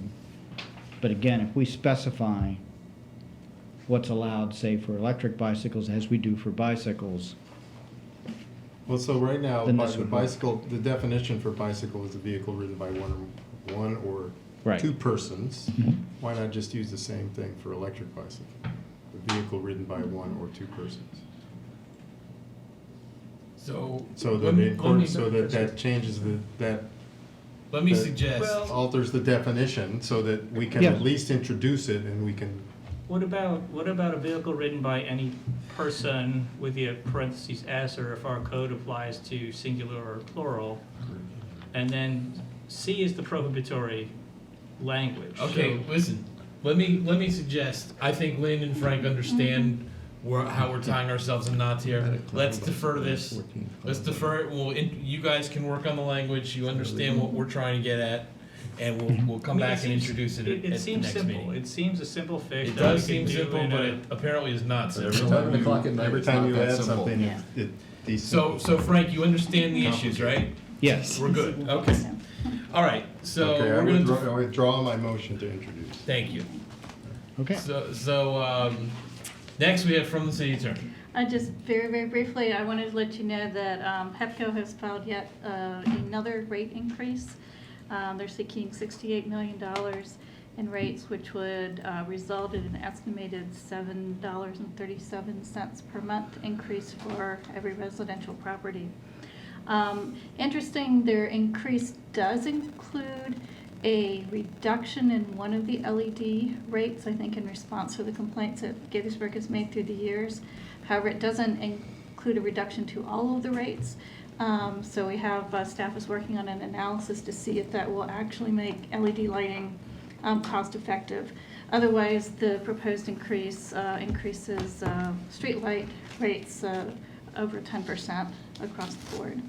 So we have till April 24th to determine whether we want to intervene in this case, so we will keep you apprised. Okay, thank you. You want to know what we should do now? Anything from any other staff? Okay. As I mentioned, we have no work session next week. The next regular session of the Mayor and Council will be Monday, April 17th. Until then, let's do great things, Gaithersburg. We are adjourned.